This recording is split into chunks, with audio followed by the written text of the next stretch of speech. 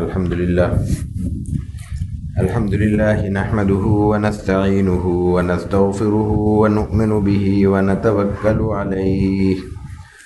ونعوذ بالله من شرور أنفسنا ومن سيئات أعمالنا من يهده الله فلا مضل له ومن يضلله فلا هادي له ونشهد أن لا إله إلا الله وحده لا شريك له ونشهد أن سيدنا وسندنا وحبيبنا ومولانا محمدا عبده ورسوله صلى الله تعالى على خير خلقه وبارك وسلم تسليما كثيرا كثيرا. أما بعد فأعوذ بالله من الشيطان الرجيم. بسم الله الرحمن الرحيم. وما أرسلناك إلا كافة للناس بشيرا ونذيرا. قال محمد بن عيسى الترمذي حدثنا قتيبة بن سعيد وبشر بن معاذ قال أخبرنا أبو عوانة عن زياد بن علاقة عن المغيرة بن شعبة رضي الله تعالى عنهم قال صلى رسول الله صلى الله عليه وسلم حتى انتفخت قدماه فقيل له أتتكلف هذا وقد غفر الله لك ما تقدم من ذنبك وما تأخر. قال أفلا أكون عبدا شكورا. وبه قال حدثنا أبو عمار الحسين بن حريث قال أخبرنا الفضل بن موسى عن محمد بن عمرو عن أبي سلمة عن أبي هريرة رضي الله تعالى عنه وعنهم قال كان رسول الله صلى الله عليه وسلم يصلي حتى ترم قدماه قال فقيل له أتفعل هذا وقد جاءك أن الله تعالى قد غفر لك ما تقدم من ذنبك وما تأخر. قال أفلا أكون عبدا شكورا. وبه قال حدثنا عيسى بن عثمان بن عيسى بن عبد الرحمن الرملي قال حدثنا عمي يحيى بن عيسى الرملي عن الأعمش عن أبي صالح عن أبي هريرة رضي الله تعالى عنه وعنهم قال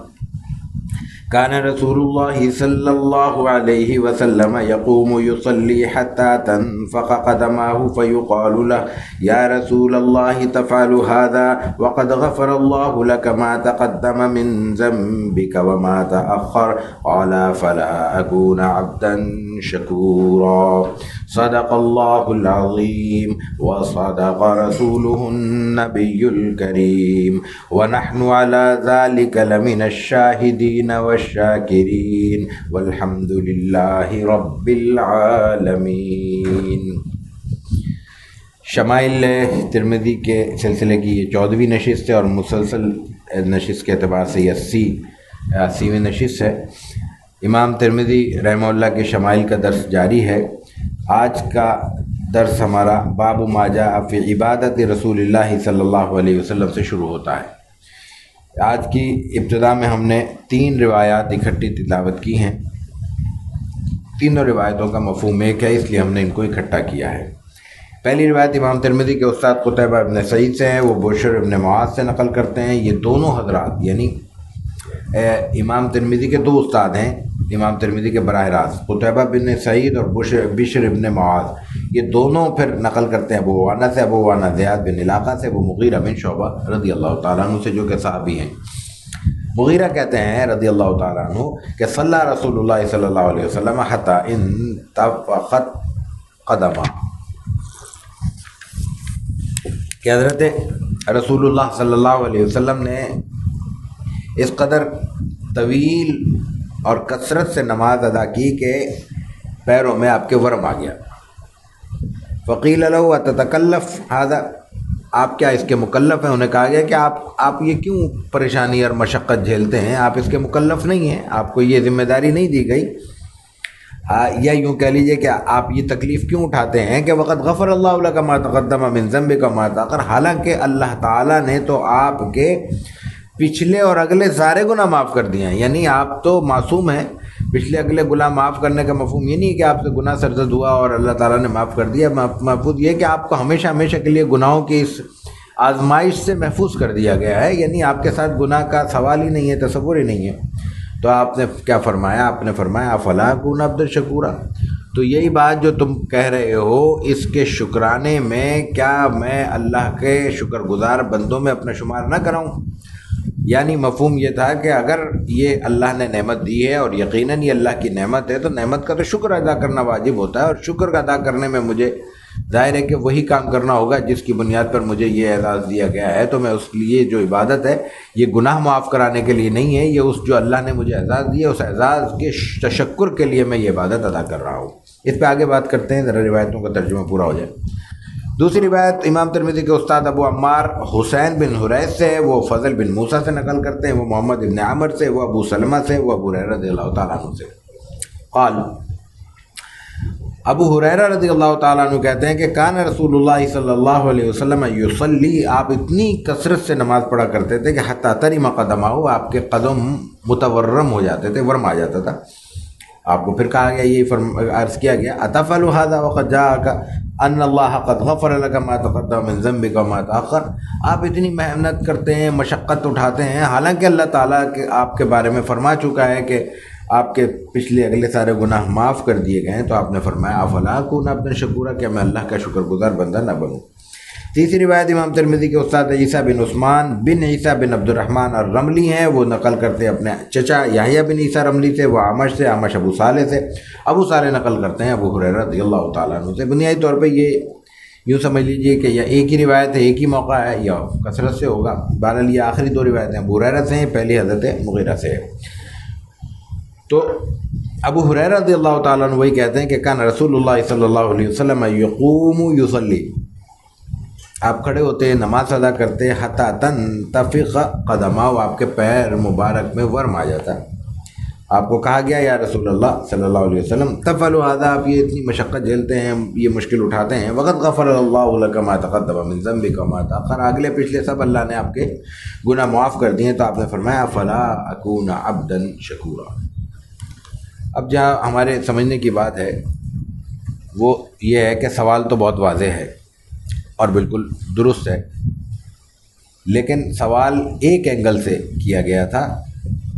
عبادت کے تقاضے یا عبادت کا داعیہ مختلف ہوتا ہے۔ ایک عبادت خوف سے کی جاتی ہے، ایک شخص غلام ہے، اس کو مالک نے کہہ دیا یہ کھڑے رہو، اس کی عبادت یہ کھڑے ہونا، لیکن وہ اس لیے کھڑا ہوا ہے کہ ورنہ اس کو سزا ملے گی، مار پڑے گی، اس پہ زندگی مزید سخت ہو جائے گی، وہ خوف سے ادا کر رہا ہے۔ ایک عبادت ہے کسی لالچ میں، ہماری عبادت تو ایک لالچ میں ہے۔ لالچ دونوں طرح کا ہے، یہ بھی لالچ ہے کہ اگر عبادت نہیں کی یا یہ 2 رکعت نہیں پڑھی ٹیڑھی میڑھی جیسی بھی ہم ادا کرتے ہیں، اللہ معاف فرمائے، تو گرفت ہوگی، یہاں نہ سے آخرت میں ہوگی، یہ بھی خوف ہے یا لالچ ہے۔ اور اس سے بڑا لالچ یہ ہے کہ عبادت کر لی تو شاید اس کی بنیاد پہ ہم جنت میں چلے جائیں، حالانکہ یہ تصور ہی غلط ہے۔ جنت صرف اور صرف اللہ کی اپنی رضا پر منحصر ہے، جو اللہ تعالیٰ نے بار بار فرمایا ہے اور رسول اللہ صلی اللہ علیہ وسلم نے وضاحت سے اس کا ذکر کیا ہے، لیکن بہرحال اللہ کی طرف سے فرض ہے، تو یہ جیسی بھی ہو ہمیں ادا کرنی ہے۔ تیسری چیز ایک اور ہے جس کا یہاں ذکر کیا گیا، وہ ہے اپنا آدمی اپنے شوق سے کرتا ہے۔ یہی وہ چیز ہے جس کو ہم کہتے ہیں کہ آدمی اپنے پروفیشن کو ہابی بنا لیتا ہے۔ جب انسان اپنے شعبہ زندگی سے وابستگی کو اپنا ایک شوق قرار دے دیتا ہے تو پھر اس کی دلچسپی اس قدر بڑھ جاتی ہے کہ اس کو پھر تھکاوٹ کا، وقت کا، گھڑی کا، کسی چیز کا احساس نہیں رہتا۔ پھر اس کے لیے یہ 9 سے 5، 8 سے 4 یہ کوئی اہمیت نہیں رکھتے، پھر ہفتے میں 5 دن اور 7 دن کوئی معنی نہیں رکھتے، اس کی ہابی ہے، شوق ہے۔ شوق کے لیے آدمی ایک کڑھائی گوشت کھانے کے لیے یہاں سے جناب 300 کلومیٹر لوگ جاتے ہیں،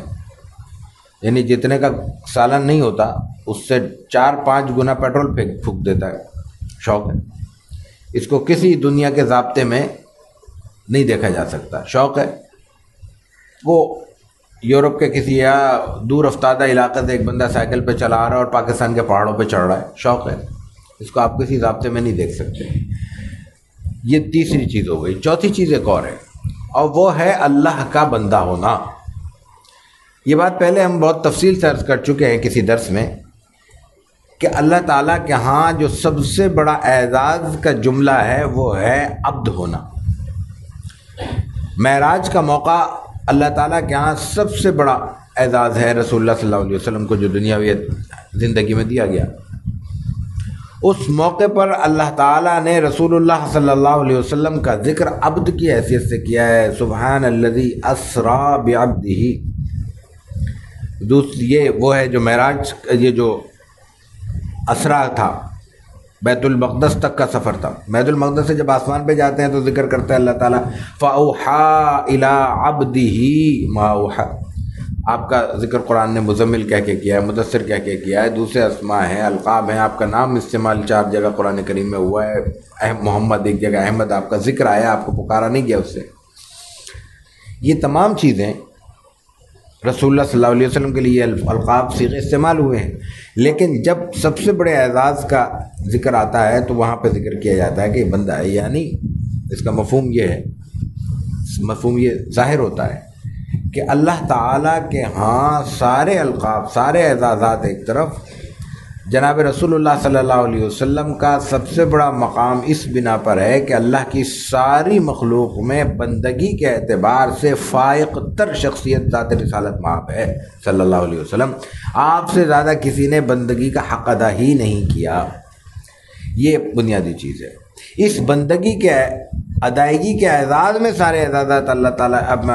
کی طرف سے رسول اللہ صلی اللہ علیہ وسلم کو ملے، اور ان میں ایک اعزاز یہ بھی تھا کہ تقدم، اب جو ہے نا، غفر اللہ لک ما تقدم و ما تاخر، اگلے پچھلے سارے گناہ اللہ تعالیٰ نے معاف فرما دیے۔ اب یہ مقام شکر ہے، جب اعزاز ملتا ہے تو اسلام کا تقاضا یہی ہے، اسلام یہی کہتا ہے کہ اس کا شکر ادا کیا جائے۔ اب یہ جو مقام شکر ہے اس کا تعلق بھی اس اعزاز سے ہے جس کی بنیاد پر شکر واجب ہوا ہے۔ ایک شخص کو علم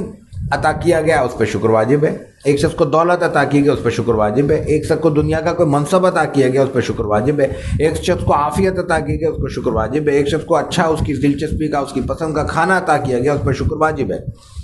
لیکن وہ کیسے ادا کیا جائے گا؟ ایک تو یہی ہے شکر الحمدللہ، ایک ہے جو رسول اللہ صلی اللہ علیہ وسلم کے احادیث سے ثابت ہے، آپ نے خود فرمایا کہ اگر تم پہ کوئی نعمت اللہ کو کی طرف سے ملی ہے، تمہیں میسر ہے، تو اس کا اظہار ہونا چاہیے۔ آپ نے ایک صحابی کو دیکھا کہ وہ پراگندہ حال میں ہیں، ان کے کیفیت ایسی معلوم ہوتی ہے کہ ان کے پاس اوڑھنے، پہننے، رکھنے کو، کھانے کو، پینے کو کچھ نہیں ہے۔ تو ہم نے کچھ ہے، کہ بہت کچھ ہے، کیا ہے؟ فلاں فلاں فلاں ہے۔ کہتے نظر تو آئے، پھر شکل تو صحیح بناؤ، کپڑے تو صحیح کرو، بال تو صحیح کرو۔ اب یہ جو بات آپ نے فرمائی، یہ کیا کہا کہ اگر کسی کو دولت ملی ہے تو اس کا اظہار ہونا چاہیے۔ اظہار کا مفہوم تفاخر نہیں ہے، تشکر ہے۔ اس لیے تفاخر میں کیا ہے کہ میرے پاس ہے تمہارے پاس نہیں ہے، تم کنگلے ہو میں سیٹ ہوں، نہیں۔ دوسرا یہ کہ اللہ نے مجھے نوازا ہے، مجھے عطا کیا ہے، تو میرے کپڑے اچھے ہیں، میری ٹوپی ٹھیک ہے، میرے پاس اچھے ضرورت کے مطابق گھر ہے، ضرورت کے مطابق سواری ہے، ضرورت کے مطابق لباس ہے، ضرورت کے مطابق استعمال کی چیزیں، 10 چیزیں استعمال کی ہیں، وہ اس معیار کی ہیں جو مجھے اللہ نے علم اور جو دولت یا اپنی فراوانی اور رحمت عطا کی ہے۔ تو جو چیز یہاں سے کیا ثابت ہوا؟ جو عطا کیا گیا ہے وہی ظاہر کیا جائے گا، اسی سے شکر ادا ہوگا، اسی سے شکر کا آغاز ہوگا۔ تو یہاں پہ اللہ تعالیٰ نے رسول اللہ صلی اللہ علیہ وسلم کو مقام عبدیت کا مظہر بنایا، اور اس کے حوالے سے آپ کو سب سے بڑا کامل، اکمل، مکمل ترین عبد کا نمونہ عطا کر کے آپ کو دنیا میں مبعوث فرمایا۔ تو اس لیے آپ اس کا اظہار بھی اب عبادت سے کریں گے۔ عبد کامل کی حیثیت سے اللہ تعالیٰ نے آپ کو پیش کیا ہے، تو عبد کامل کی حیثیت سے آپ کو تشکر میں عبادت کرنی ہے۔ تو یہ جو آپ کی عبادت ہے جس میں آپ کے پیر مبارک متورم ہو جاتے ہیں، یہ شکرانہ ہے، اور یہ سب کا سب مقام تشکر میں ہے۔ مقام خوف میں کھڑے ہو کے آپ عبادت نہیں کر رہے، مقام شکر میں کھڑے ہو کے آپ عبادت فرما رہے ہیں۔ وبه قال حدثنا محمد بن بشار قال أخبرنا محمد بن جعفر قال حدثنا شعبة عن أبي إسحاق عن الأسود بن يزيد قال سألت عائشة رضي الله تعالى عنها عن صلاة رسول الله صلى الله عليه وسلم بالليل فقالت كان ينام أول الليل ثم يقوم فإذا كان من السحر يوتر ثم أتى فراشه فإذا كان له حاجة ألم بأهله فإذا سمع الأذان وسب فإن كان جنبا أفاض عليه من الماء وإلا توضأ وخرج إلى الصلاة۔ باب چونکہ عبادت رسول صلی اللہ علیہ وسلم سے متعلق ہے تو اب اس میں آگے جتنی حدیثیں آئیں گی رسول اللہ صلی اللہ علیہ وسلم کی عبادت کا اس میں ذکر آئے گا، اور عبادت کے حوالے سے مختلف احوال بیان ہوں گے، اور اس میں بعض باتیں ایک دوسرے سے شاید بظاہر ٹکراتی ہوئی بھی نظر آئیں، اس کی انشاءاللہ وضاحت کریں گے۔ تو یہاں جو چوتھی آج کی روایت ہے وہ امام ترمذی کے استاد محمد ابن بشار سے، وہ محمد ابن جعفر سے نقل کرتے ہیں، وہ شعبہ سے، شعبہ ابو اسحاق سے، ابو اسحاق اسود ابن یزید سے، وہ کہتے ہیں کہ سألت عائشہ، میں نے حضرت عائشہ صدیقہ رضی اللہ تعالی عنہا سے پوچھا عن صلاۃ رسول اللہ صلی اللہ علیہ وسلم باللیل۔ جب لفظ صلاۃ باللیل آئے یا صلاۃ اللیل کا ذکر آئے تو اس سے تہجد مراد ہوتی ہے، یہ لفظ ذہن میں رکھیے گا، آگے اس کی وضاحت پھر ضرورت ہمیں اس کی وضاحت کی ضرورت نہیں پڑے گی۔ تو حضرت عائشہ سے رضی اللہ تعالیٰ عنہ پوچھا گیا صلاۃ اللیل کے متعلق، آپ علیہ الصلاۃ والتسلیم تہجد کیسے پڑھتے تھے؟ تو انہوں نے بتایا، فقالت، حضرت عائشہ نے فرمایا، کانا ینام اول اللیل، یہ آپ علیہ الصلاۃ والتسلیم کی پختہ سنت ہے، اس کا آپ نے بہت تقاضا بھی فرمایا ہے۔ اس سے استثنائی صورتیں بعض جگہ ملتی ہیں، لیکن وہ بھی وہ نہیں ہے کہ ہم رات 2-1 بجے تک جاگتے رہیں، آپ رات کو جلدی سویا کرتے تھے، یہ آپ کی الگ سے سنت ہے جو من حیث المجموع آج ہماری زندگی سے متروک ہو چکی ہے، ہم چھوڑ چکے ہیں۔ فقالت کان ینام اول اللیل ثم یقوم، پھر رات میں کسی وقت کھڑے ہو جاتے تھے، یعنی جس وقت ہم سوتے ہیں اس وقت آپ جاگ جاتے تھے۔ فإذا کان من السحر، اور جاگ کے کیا کرتے تھے؟ یقوم، کھڑے ہو جاتے تھے۔ کھڑے ہونے کا مطلب نماز شروع ہو گئی، تلاوت شروع کر دی، نوافل شروع کر دی، اور نوافل کیسے پڑھتے تھے کچھ کیفیت آگے آ رہی ہے، لیکن کوئی کیفیت روایات میں بیان نہ ہو تو جو 3 روایات شروع میں ذکر ہو چکی ان کی روشنی میں اندازہ کیا جا سکتا ہے کہ وہ تلاوت کیسی ہوتی تھی۔ ہم آدھا گھنٹہ بھی کھڑے ہوں تو کیا پیروں میں ورم آئے گا؟ نہیں آئے گا۔ آپ علیہ الصلاۃ والتسلیم کی تینوں جب روایتیں آئی ہیں، تینوں میں ایک ہی لفظ ہے کہ آپ کے پیر ورم آ جاتا تھا۔ تو کتنی طویل روایت تھی، کچھ آگے آ رہا ہے ذکر، اس کا اندازہ ہوگا کتنی طویل ہوتی تھی۔ تو ابتدا میں جلدی سوتے تھے، پھر جلدی اٹھتے تھے، اور پھر کھڑے ہو جاتے تھے نماز کے لیے، اور پھر گھنٹوں نوافل ادا ہوتے رہتے تھے۔ فإذا كان من السحر اوتر، جب سحری کا وقت قریب ہوتا تھا، سحر کا مطلب فجر قریب ہونے والی ہے، فجر ہوئی نہیں ہے، طلوع صادق سے پہلے کی بات ہو رہی ہے، طلوع صادق کے بعد کی نہیں ہو رہی، تو اوتر، وتر ادا کرتے تھے۔ یہاں یہ لفظ اوتر کے 2 معنی ہیں، یہیں سے ایک فقہی اختلاف پیدا ہوا، آگے روایتوں میں بھی آتا ہے، وہاں اشارہ کر دیں گے، لیکن مسئلہ یہیں عرض کر دیتے ہیں کہ آپ علیہ الصلاۃ والتسلیم کی روایت میں آتا ہے کہ آپ نے 11 پڑھی اور 10 رکعت پڑھی، اور ثم اوتر، 11 رکعت میں آپ نے ایک وتر پڑھا۔ اوتر اصل میں اوتر وتر کہتے ہیں طاق کو، اکیلے کو، تو آپ نے 1 رکعت پڑھ لی، وتر ہو گیا یہ۔ تو یہی ہے وہ اختلاف کہ وتر 1 ہے یا 3 ہے، اور پھر 3 ہے تو جیسے بعض جگہ سعودی عرب میں خاص طور سے حرمین میں ہوتا ہے کہ 2 رکعت الگ، 1 الگ سلام سے، وہ اسی لفظ سے اختلاف پیدا ہوتا ہے اوتر۔ امام ابو حنیفہ کا موقف یہ ہے، اور وہ دوسری روایت سے اس کی تصدیق بھی ہوتی ہے، لیکن یہ کہ فقہ اختلاف ہے، سب حضرات کے پاس اپنے اپنے دلائل موجود ہیں، تو جو بھی کر رہا ہے وہ روایت کی روشنی میں کر رہا ہے، درست کر رہا ہے۔ وہ امام صاحب کا قول یہ ہے کہ اوترا کا مطلب یہ کہ 2 رکعت کے ساتھ 1 رکعت ملا لیتے تھے، تو اوترا کا مطلب ویسے بنتا بھی لفظاً یہی ہے کہ اس کو وتر کر دیا، یعنی تو جفت ہے، تیسرے ملا لی تو وہ طاق ہو گئی، تو 3 رکعت ہو گئی۔ تو حضرت عائشہ فرماتی ہیں کہ جب تلاوت کرتے جا رہے ہیں، نوافل پڑھتے جا رہے ہیں، جب دیکھا کہ روشنی کچھ ہو رہی ہے، ظاہر ہے فون نہیں ہے، الارم نہیں ہے، فلاں سہولت موجود نہیں ہے، صرف روشنی سے اندازہ، موسم کا اندازہ کیا جا رہا ہے، تو آپ نے دیکھا کچھ روشنی پھیلنے لگی ہے، ابھی فجر کا وقت قریب ہے، تو آپ نے 2 رکعت کے ساتھ تیسری رکعت ملائی، وتر ہو گئے۔ وتر بنیادی طور پر رات کی نماز ہے، عشاء کی نماز نہیں ہے۔ وتر کا جو صحیح مقام ہے وہ بعد از تہجد ہے، وطر کی سنت بعد از تہجد ہے اصلاً. یہ رعایت ہے کہ ایسا نہ ہو چونکہ وطر واجب ہے، تہجد ہم پہ واجب نہیں ہے، رسول اللہ صلی اللہ علیہ وسلم کے لیے تو لازم تھا، تو وطر ہم پہ لازم ہے، تو اس لیے احتیاطاً یہ کہا جاتا ہے کہ بھائی صبح تو فجر پڑھ لیں ہم وقت پہ، بڑی بات ہے، وطر بھی جائیں گے، اس لیے وطر رات کو عشاء کے بعد، چونکہ فجر کا وقت تو صبح ہی ہوتا ہے، وہ تو رات کو پڑھے نہیں جا سکتے، تو چونکہ وطر کا وقت ہو جاتا ہے عشاء کی نماز کے بعد، تو اس لیے اس کے ساتھ پڑھ لیا جائے. وطر مستقل الگ نماز ہے، اس کا وقت عشاء سے لے کر تہجد تک ہے. اپنا فجر سے پہلے فجر کی نماز سے پہلے نہیں، فجر کے وقت سے پہلے. یہ نہیں ہو سکتا کہ فجر کی اذان کے بعد ہم مسجد جائیں، پہلے 3 رکعت وطر پڑھیں، پھر 2 رکعت سنت پڑھیں، پھر فرض پڑھیں. نہیں، یہ اگر فجر کی اذان ہو گئی تو وطر قضا ہو گئے. تو آپ علیہ الصلوۃ والتسلیم کیا کرتے تھے؟ فَإِذَا كَانَ مِنَ السَّحْرِ أَوْتَرَ، اس کی تھوڑی وضاحت آگے چل کے آتی ہے. ثُمَّ أَتَى فِرَاشَهُ، وطر پڑھنے کے بعد پھر بستر پہ آتے تھے. جو شخص 3 گھنٹے 2.5 گھنٹے طویل ترین تلاوت کر رہا ہو، شاید اس سے بھی زیادہ وقت ہو، ظاہر تھکاوٹ ہوگی. فجر کی نماز پھر طویل پڑھنی ہے، وہ ہماری طرح قل هو اللہ اور انا اعطیناک سے نہیں پڑھنی، تو وہ نماز جب اتنی مزید تلاوت کرنی ہے، مزید آدھا گھنٹہ 20 منٹ 25 منٹ کھڑے رہنا ہے، تو آپ علیہ الصلوۃ والتسلیم کی سنت پھر یہ ہے کہ وطر پڑھ کے تہجد پڑھی، تہجد پڑھ کے وطر پڑھے، وطر پڑھ کے پھر آپ نے آرام کیا، اوترا ثم اتا فراشہ. حتیٰ کہ یہاں یہ روایت میں آتا ہے فَإِذَا كَانَ لَهُ حَاجَةٌ، اگر پھر آپ کو ضرورت ہوتی أَلَمَّ بِأَهْلِهِ، تو اپنے گھر والوں کے پاس بھی جاتے تھے،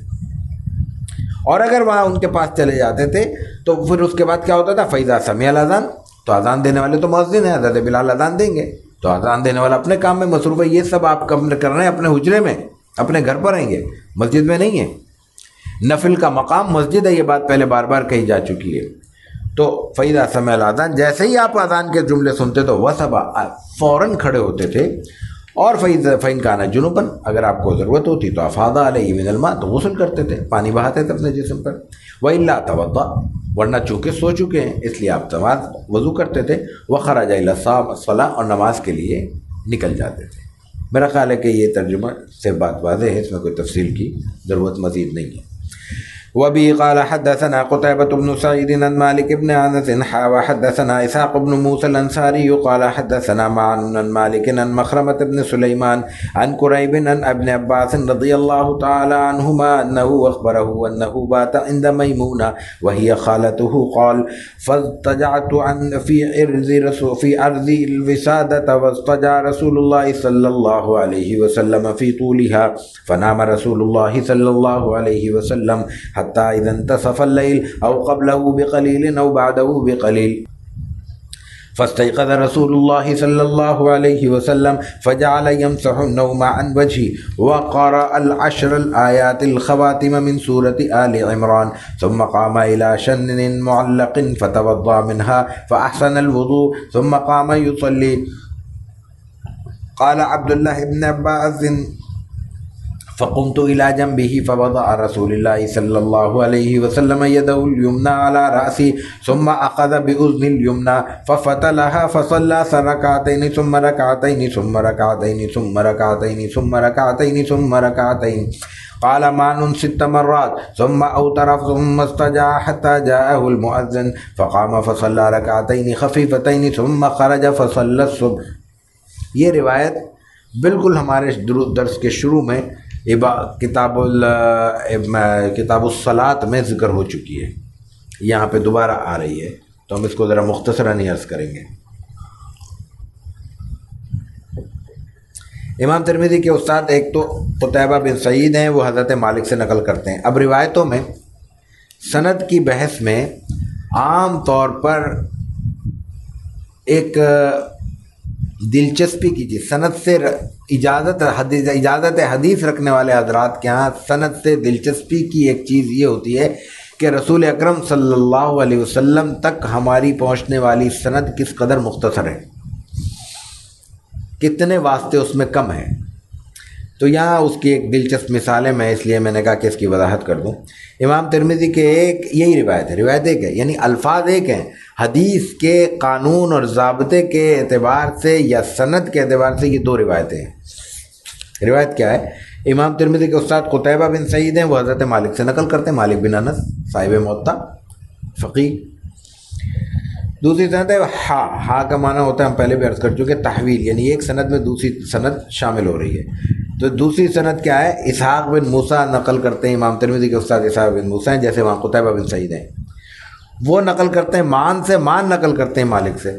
تو یہ جو تحویل کے بعد والی سند ہے، اس میں ایک اضافی واسطہ ہے اور پہلی والی سند میں واسطہ کم ہے، لیکن یہ سند کی انتہائی پیچیدہ بحثیں ہیں۔ عام طور پہ یہ ہوتا ہے کہ واسطہ کم ہو تو سند عالی سمجھی جاتی ہے، زیادہ مستند، زیادہ بہتر سمجھی جاتی ہے، لیکن بعض اوقات یہ ہوگا جو کم، جس میں واسطے کم ہے اس میں کوئی ایک راوی کمزور ہے، جس میں واسطے زیادہ ہے اس میں سارے راوی مضبوط ہیں، تو پھر وہ زیادہ واسطوں والی مضبوط ہو جاتی ہے۔ بہرحال تو یہ دونوں نقل کرتے ہیں حضرت مالک سے، امام مالک سے ہی روایت آگے ایک ہی طرح چلتی ہے۔ مالک کے استاد مخرمہ بن سلیمان ہے، وہ قریب سے نقل کرتے ہیں، وہ ابن عباس رضی اللہ تعالیٰ عنہما سے۔ ہم پہلے عرض کر چکے ہیں کہ حضرت ابن عباس رضی اللہ تعالیٰ عنہما مکثرین صحابہ میں شمار ہوتے ہیں، ان صحابہ میں جن سے زیادہ روایتیں منقول ہیں، حضرت عائشہ ہیں، حضرت ابو ہریرہ ہیں وغیرہ۔ سب سے زیادہ روایتیں جو ہم تک پہنچی ہیں وہ مرد حضرات میں حضرت ابو ہریرہ سے اور خواتین میں حضرت عائشہ رضی اللہ تعالیٰ عنہ۔ حضرت ابن عباس کیا کہتے ہیں؟ انہ اخبر، وہ بتاتے ہیں کہ انہ بات عند میمونہ وہی خالتہ، کہ انہوں نے ایک رات حضرت میمونہ رضی اللہ تعالیٰ عنہ ام المومنین کے گھر گزاری۔ اب حضور کی زوجہ محترمہ ہیں، تو حضرت عبداللہ ابن عباس ان کے گھر رات کیوں گزار رہے ہیں؟ تو اس کی وضاحت کر رہے ہیں کہ وہی خالتہ، ان کی خالہ ہیں۔ حضرت ابن عباس رضی اللہ تعالیٰ عنہ کے دو بڑے رشتے حضور کے ساتھ اسی طرح ہیں، ایک تو چچا زاد بھائی ہیں عباس، حضرت عباس کے رضی اللہ تعالیٰ عنہ کے صاحبزادے ہیں، دوسرے آپ کی زوجہ محترمہ حضرت ام المومنین حضرت میمونہ رضی اللہ تعالیٰ عنہ کے بھانجے بھی ہیں۔ قال فاستجعت فی عرض الوسادہ، وسادہ بنیادی طور پہ تکیے کو کہتے ہیں، لیکن اس سے کبھی کبھی بستر بھی مراد ہوتا ہے، لیکن یہاں چونکہ ترجمہ واضح ہے، بات سمجھ میں آ رہی ہے، تو اس سے مراد تکیہ ہی ہونا چاہیے، واللہ اعلم۔ کہا یہ ہے، کہتے یہ ہیں حضرت ابن عباس رضی اللہ تعالیٰ عنہ کہ میں نے رات ان کے گھر میں گزاری، فاستجا، تو پھر میں کیسے لیٹا ہوں، فی عرض الوسادہ، تکیہ ایسے بچھایا گیا۔ یاد رکھنے کی بات ہے کہ رسول اکرم صلی اللہ علیہ وسلم کے حجرے بہت چھوٹے ہیں، بہت مختصر جگہ ہے، اس مختصر جگہ میں 3 افراد لیٹ رہے ہیں، تو وہ اس طرح نہیں لیٹیں گے کہ اپنی مرضی سے اینگل بنا سکتے ہیں، اپنی مرضی سے بیڈ ڈال سکتے ہیں، اپنی مرضی سے جہاں چاہیں پیر کر لیے، جہاں چاہیں قدم کر لیے، جہاں چاہیں سر رکھ لیا، تو اس جگہ میں ایڈجسٹ ہونا ہے اپنے آپ کو۔ اور یہ روایتوں میں واضح طور پہ آتا ہے، حضرت عائشہ کی روایت شاید آگے بھی کہیں ذکر آئے کسی موقع پہ، کہ وہ کہتی ہیں کہ آپ علیہ الصلوۃ والتسلیم نماز پڑھتے تھے رات کو تہجد پہ اٹھ کے، اتنی طویل 3 4 گھنٹے اللہ سے راز و نیاز ہو رہا ہے، تو حضرت عائشہ تو سو رہی ہیں، تو اب سجدے میں جانے کی جگہ نہیں ہوتی تھی، تو آپ سجدے میں جانے سے پہلے پیر کو ہاتھ سے یوں تھپ تھپاتے تھے، تو وہ پیر سمیٹ لیتی تھی، پھر سجدہ کرتے تھے، پھر آپ اشارہ کرتے تھے میں سجدے سے اٹھ گیا ہوں، پیر، کیونکہ آدھے گھنٹے تک آپ کھڑے ہیں، تو آدھے گھنٹے تک پیر سکیڑ کے اپنے آپ کو تکلیف میں نہ رکھیں نا، پیر سیدھے کر لیں، پھر ہٹا لیں، پیر رکھ لیں، اس طرح رات گزارا کرتی تھی۔ تو اس کیفیت میں تکیے کے عرض میں، چوڑائی میں، حضرت ابن عباس کہتے ہیں میں نے سر رکھا، اور اس کے لمبائی میں رسول اللہ صلی اللہ علیہ وسلم نے سر رکھا ہے۔ یاد رکھنے کی بات یہ ہے کہ یہ کیفیت حضور اکرم صلی اللہ علیہ وسلم کے حجرہ انور کی، آپ کی زندگی کے آخری لمحے تک کی ہے۔ یہ نہیں کہہ سکتے کہ مکے سے سب کچھ چھوڑ چھاڑ کے آئے تھے تو بڑی غربت کا معاملہ تھا، بہت زیادہ اسرت تھی، تو ظاہر ہے کہ دوسرے بھی صحابہ ایسے ہی تھے، آپ بھی ایسے ہی تھے، لیکن بعد میں تو بہت فراخی ہو گئی۔ وہ فراخی صحابہ کے لیے ہوئی ہے، امت مسلمہ کے لیے ہوئی ہے، جناب رسول اللہ صلی اللہ علیہ وسلم نے ذاتی طور پہ اس سے فائدہ نہیں اٹھایا، اس لیے کہ ابن عباس کی جو یہ کیفیت ہے یہ آخری ایام کی ہوگی۔ ان کی عمر ہی کم تھی، 12 سال 14 سال کی تو عمر ہے ان کی، آپ علیہ الصلوۃ والتسلیم سے دنیا سے رخصتی ہوا، تو وفات سے کتنا پہلے ہوا ہوگا یہ معاملہ؟ 5 سال 6 سال 8 7 سال کے بچے کی تو یہ نہیں ہے، نہ یہ اس کا ویژن ہو سکتا ہے، نہ اس کو گھر سے کوئی الگ نکالے گا، نہ وہ حضرت کے رسول اللہ صلی اللہ علیہ وسلم کے کمرے میں آئیں گے، تو یہ آخری ہی ایام کی بات ہے، تقریباً 1 2 سال پہلے کی بات ہوگی۔ اس وقت کی یہ کیفیت ہے کہ چوڑائی کے بل تکیے کے آپ علیہ الصلوۃ والتسلیم نے خود سر رکھا ہے، حضرت ابن عباس کو کہا ہے کہ تم سر رکھو، اور خود طول یعنی لمبائی کے رخ پہ آپ نے ایک ہی تکیے سے سر رکھا ہے۔ بعض لوگوں نے یہاں اس سے مراد بستر بھی لیا ہے، کچھ بھی لے لیں، بستر ہے تو کیا ہے، ایک چادر۔ ایک بار ایک زوجہ محترمہ نے ام المومنین رضی اللہ تعالیٰ عنہ نے وہ ڈبل کر دی، دوہری کر دی، تو اس پہ آپ نے اعتراض کیا کہ دوہری کر دی، رات کو اٹھنے میں دشواری ہوئی۔ اب دوہری چادر دوہری کرنے سے کتنا آرام ملتا ہے آدمی کو۔ تو آپ کا مزاج تھا، آپ علیہ الصلوۃ والتسلیم کا جو عبادت سے رغبت تھی اور جو آپ کی زندگی کا زہد کا مزاج تھا، اس کو ہم لفظوں میں بیان نہیں کر سکتے۔ بہرحال تو فنام رسول اللہ صلی اللہ علیہ وسلم، یہ تو رات میں شروع میں پہنچ گئے نا، تکیے پہ سر رکھ سو گئے، حتیٰ انتصف اللیل او قبلہ بقلیل او بعدہ بقلیل، جب آدھی رات ہو گئی، یہ تھوڑا پہلے یہ تھوڑا بعد، اب ظاہر گھڑی دیکھ کے تو نہیں ہو رہا کام، اندازہ ہی ہے، اندازہ ہی کو وہ بیان کر رہے ہیں کہ نصف شب کے قریب تھوڑا پہلے یا تھوڑا بعد آپ اٹھ گئے۔ نصف شب کا مطلب کیا ہے؟ آج اگر عشاء کوئی 9 بجے کے قریب ہم نماز سے فارغ ہو جاتے ہیں اور فجر کا وقت شروع ہو رہا ہے کوئی 5 بجے کے بعد، تو 5 اور 3 12 گھنٹے ہیں، یہی ہوا نا، 5 اور 3 8 گھنٹے، 8 گھنٹے کا مطلب 4 گھنٹے عبادت کرتے تھے، یہ عرض کر رہا ہوں، 4 نہیں ہوں گے، 3.5 گھنٹے ہوں گے، نصف شب اور قبلہ ہوا بعدہ، بہرحال۔ اور اس کے بعد پھر فجر کی اذان ہوتی تھی، پھر آپ سوتے تھے، لیٹتے تھے، آرام کرتے تھے فجر کے قریب، پھر اذان ہوتی تھی، پھر اٹھتے تھے، پھر بعض روایتوں میں یہ آتا ہے کہ سنتیں پڑھ کے بھی آپ نے کمر ٹیکی ہے، سنتیں پڑھ لی پھر کمر ٹیک لی۔ تو اس کے اس سارے عمل کا مطلب یہ کہ فجر بھی تاخیر سے ہوتی تھی، اذان کے متصل نہیں ہوتی تھی، وقفہ ہوتا تھا، آدھا گھنٹہ پون گھنٹہ کچھ وقفہ ہوگا۔ اچھا خیر، فاستيقظ رسول اللہ صلی اللہ علیہ وسلم، آپ علیہ الصلوۃ والتسلیم بیدار ہوئے، فجلس يمسح النوم عن وجهه، پھر آپ نے اپنے چہرے پہ ہاتھ پھیر کر اپنی نیند کے اثرات کو دور کرنے کی کوشش کی۔ جیسے آدمی انگڑائی لیتا ہے، تھوڑا ہوتا ہے، سستاتا ہے، سیدھا ہوتا ہے، تو آپ نے بیدار ہو کے اپنی نیند کے اثرات کو دور کیا اپنے وجود سے۔ وقرأ العشر الآیۃ الخواتم من سورۃ آل عمران، اور 10 آیات آل عمران کی، سورہ آل عمران جو قرآن کریم کی ترتیب کے مطابق تیسری صورت اور سورہ بقرہ کے بعد کی صورت ہے، چوتھے پارے کے ثلث پہ اس کا اختتام ہوتا ہے، اس کی آخری 10 آیات آپ نے تلاوت کی۔ رسول اکرم صلی اللہ علیہ وسلم سے صبح بیدار ہوتے ہی وضو سے پہلے، چونکہ زبانی پڑھ رہے ہیں نا، تو زبانی پڑھنے کے لیے تو وضو شرط نہیں ہے، تو قرآن کو چھونے کے لیے وضو کی شرط ہے۔ قرآن کریم کہتا بھی یہی ہے کہ لا یمسہ الا المطہرون، کہ اس کو پاک حالت میں چھونا چاہیے، اس سے عام مفسرین نے یہی مراد لیا ہے۔ تو رسول اللہ صلی اللہ علیہ وسلم تلاوت کیا کرتے تھے۔ اب اس میں خاص یہی 10 آیات ہیں، ان کی بھی فضیلت ہے کیونکہ حدیث سے ثابت ہے، یا کچھ اور آیت تلاوت کر لی جائیں، لیکن اٹھ کر فوری طور پر تلاوت کرنا مسنون ہے۔ قرآن کی تھوڑی سی تلاوت، جو بھی صورت یاد ہے، سورہ فاتحہ ہی پڑھ لینی چاہیے، اور کچھ نہ بھی ہو تو جیسے ہی آنکھ کھلتی ہے صبح فجر کے لیے، دوپہر میں، شام میں، رات میں، جب بھی آدمی آرام کرے، سو کے اٹھے تو تھوڑی سی تلاوت کر لینی چاہیے، یہ سنت حضور سے ثابت ہے۔ ثم قام الى شن معلق، اب کھڑے ہوئے ہیں، اب وضو کی تیاری ہو رہی ہے، تو آپ کھڑے ہو کے آپ کے حجرے میں اوپر سے ایک پانی کی مشک لٹکی ہوئی تھی،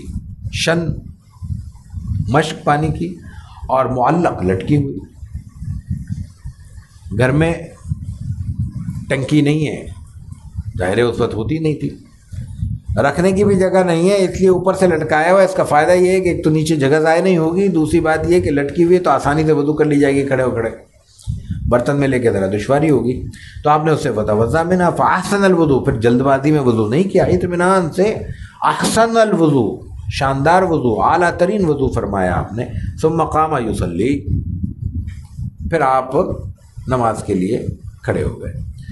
اب یہ رسول اکرم صلی اللہ علیہ وسلم کھڑے ہوئے ہیں۔ عبداللہ ابن عباس کا ہدف یہی ہے کہ میں نے دیکھنا ہے کہ رات کو آپ عبادت کیا کرتے ہیں، اسی لیے تو رات گزاری ہے۔ تو وہ تو بالکل اس میں طاق مند ہے۔ دوسری روایت میں بھی آتا ہے کہ وہ تو کہتے ہیں کہ میں خود دیکھ رہا تھا کہ جیسے ہی آپ اٹھیں تو جیسے اٹھا تو میں اٹھ گیا، بلکہ دوسری روایت میں یہ بھی آتا ہے کہ حضرت رسول اللہ صلی اللہ علیہ وسلم نے حضرت ابن عباس کو اشارہ کیا تم لیٹ جاؤ، میں کھڑا ہوں 4 گھنٹے ابھی تقریباً، بچہ ہے کہاں کھڑا ہو، انہوں نے کہا نہیں میں تو کھڑے ہو گئے، وضو کیا پھر انہوں نے، وضو کرنے کے بعد وہ کھڑے ہو گئے حضور کے بائیں طرف، امام کے دائیں طرف کھڑا ہوتا ہے اکیلا آدمی ہو تو، سیدھے ہاتھ پہ کھڑے نا، وہ کھڑے ہو گئے، بچے ہیں نا ابھی مسئلہ ان کو معلوم نہیں۔ تو فقمت الی جنبہ، ایک پہلو میں کھڑے ہو گئے تو رسول اللہ صلی اللہ علیہ وسلم نے میرا دایاں ہاتھ پکڑا، یہ والا ہاتھ، اور اوپر سے گھما کے، پیچھے تھے نا، یوں گھما کے لائے پیچھے سے، یہاں لائے کھڑا کر دیا، یوں گھما کے لائے یہاں لائے کھڑا کر دیا، اور میرا کان بھی میرا مروڑا، میرا دایاں کان بھی پکڑا، دبایا، فصلی۔ اب وہ ظاہر ہے گھمانے کے لیے ہاتھ پکڑا ہے یا ایسے ہی بچے کے ساتھ جیسے آدمی لاڈ کرتا ہے اس طرح پکڑا ہے، جو بھی کیفیت ہو، فصلی رکعتین۔ تو یہاں ایک تو یہ چیز دیکھ لیں کہ آپ نے مسئلہ بیان کیا، ان کو سمجھایا، اور دیکھیں کہ کتنی اپنائیت کے ساتھ بچے کے ساتھ سلوک کیا، زبان سے کچھ نہیں کہا، زبان سے کہنا بعض صورتوں میں ناگواری کا بھی باعث بنتا ہے، لیکن اتنے پیار کے ساتھ، اتنے لاڈ کے انداز میں، محبت بھرے انداز میں آپ نے جب ان کو منتقل کیا تو ان کو ظاہر ہے کہ ایک اچھا احساس منتقل ہوا۔ فصلی رکعتین ثم رکعتین ثم رکعتین ثم رکعتین ثم رکعتین ثم رکعتین، قال مان ست مرات، یہاں روایت میں 5 دفعہ ہے، مان کہتے ہیں 6 بار ہے، تو 5 دفعہ کا مطلب 10 رکعت، 2 رکعت 2 رکعت 2 رکعت، 5 دفعہ تو 10 ہوئی۔ اور مان کی جو راوی ہیں امام مالک سے جو ایک سند میں نقل کرتے ہیں، امام مالک کے شاگرد اور امام ترمذی کے استاد وہ کہتے ہیں 6 بار آپ نے، 6 بار کا مطلب 12 رکعت۔ تہجد کا ذکر ہو رہا ہے، یہ ذہن میں رکھیے گا۔ ثم اوتر، پھر آپ نے وتر کیے پڑھے۔ ثم استجع، میں ابھی اس کا ذکر کرتا ہوں، میں ترجمہ کر لوں۔ ثم استجع حتی جاء المؤذن، پھر آپ لیٹ گئے، یہ کرنے کے بعد پھر لیٹ گئے۔ ثم استجع ثم حتی جاء المؤذن حتی جاءہ المؤذن، پھر مؤذن آیا کا مطلب مؤذن نے آ کے اذان دی۔ فقام فصلی رکعتین خفیفتین، پھر آپ نے 2 ہلکی رکعتیں پڑھی۔ ہمیں آدھی سنت معلوم ہوتی ہے اور اسی میں ہمیں لطف آتا ہے۔ ہم نے یہ سن رکھا ہے کہ فجر کی سنتیں ہلکی ہیں، ہلکی اس کے لیے ہیں جس نے 4 گھنٹے پہلے کھڑے ہو کے نوافل ادا کیے ہیں۔ ہمیں اگر پڑھنے ہی 2 رکعت کا موقع مل رہا ہے تو پڑھے لمبی، کچھ وقت تو اللہ کے حضور گزرے۔ سنت یہی ہے کہ 2 رکعت ہلکی پڑھنی ہے، لیکن اس سنت کا پس منظر بھی ذہن میں ہونا چاہیے۔ ثم خرج فصلی الصبح، پھر آپ گھر سے نکلے اور پھر صبح کی نماز پڑھی ہے، بلکہ نماز پڑھائی۔ یہاں جو 12 رکعت کا معاملہ ہے اوترا، یہ بہت آسان ہے۔ 8 رکعت آپ نے تلاوت کی، ایک اور بلکہ ایک سے زائد روایت میں یہ آتا ہے کہ آپ آغاز میں 2 رکعت ہلکی پڑھا کرتے تھے، تہجد کا آغاز کرنے سے پہلے آپ 2 رکعت ہلکے ادا کرتے تھے۔ اس کی توجہ یہ ہو سکتی ہے کہ مسجد میں ادا کر رہے ہیں تو صلاۃ المسجد ہے، گھر میں ادا کر رہے ہیں تو صلاۃ الوضو ہے، وضو کی بھی 2 نوافل ہیں، مسجد میں جانے کا تو ادب ہی یہی ہے کہ 2 رکعت ہیں، سوائے بیت اللہ کے، وہ بھی آج نہیں، آج کی پابندیوں میں نہیں، جب حرم میں داخل ہو سکتے تھے اور ہر وقت بلا روک ٹوک اور بغیر رش کے ہم طواف بھی کرنے کی پوزیشن میں ہوتے تھے، اس وقت حرم کا ادب یہ تھا یا اس کا تقدس یہ ہے کہ ہم جاتے ہی طواف کریں گے جو وقت ہو۔ نماز کھڑی ہو گئی تو ظاہر ہے طواف نہیں ہوگا، ویسے گنجائش ہے تو، لیکن اب تو وہاں بھی ہر وقت نہیں جا سکتے، تو مطاف میں جا ہی نہیں سکتے، تو پھر ظاہر ہے کہ پھر 2 رکعت ہی پڑھ لیں۔ ویسے جب بھی مسجد میں جائیں، کسی وقت بھی جائیں، سوائے زوال کے اور طلوع آفتاب اور غروب آفتاب کے، یعنی ممنوع اوقات کے علاوہ، یا عصر کے بعد کا وقت بھی نوافل کا نہیں ہے، جو اگر ممنوع وقت نہیں ہے تو جاتے ہی سب سے پہلے اگر وقت ہے تو 2 رکعت نفل ادا کرنے چاہیے، لیکن 4 رکعت سنتیں ادا کرنی اور وقت اتنا نہیں ہے کہ بمشکل ادا ہوں گی تو بس ٹھیک ہے سنتیں ادا کر لیں۔ یعنی مسجد میں جا کر بلا وجہ بیٹھنا یہ درست نہیں ہے، پہلے نوافل ادا کرنے چاہیے۔ تو 2 رکعت وہ ہو گئی، 4 رکعت 8 رکعت تہجد کی ہو گئی، 10 ہو گئی، 3 رکعت وتر ہو گئے، 13 وتر ہو گئے۔ یہ اس میں تفصیل بیان ہوئی ہے۔ وبه قال حدثنا ابو كريب بن محمد بن العلاء قال حدثنا وكيع عن شعبة عن ابي جمرة عن ابن عباس رضي الله تعالى عنهما قال كان النبي صلى الله عليه وسلم يصلي من الليل 13 ركعة، امام ترمذی کے استاد ابو قریب محمد بن علا ہیں، وہ وکیع سے، وکیع شعبہ سے، شعبہ ابو جمرہ سے، ابو جمرہ بن عباس رضی اللہ تعالیٰ عنہما سے نقل کرتے ہیں کہ کان نبی صلی اللہ علیہ وسلم یصلی من اللیل 13 رکعات، کہ رسول اکرم صلی اللہ علیہ وسلم یصلی من اللیل، وہی بات رات کی نماز تہجد 13 رکعات 13 رکعت پڑھتے تھے، وہی ترتیب ہے جو میں نے عرض کی ہے، 2 رکعت صلاۃ الوضو، 8 رکعت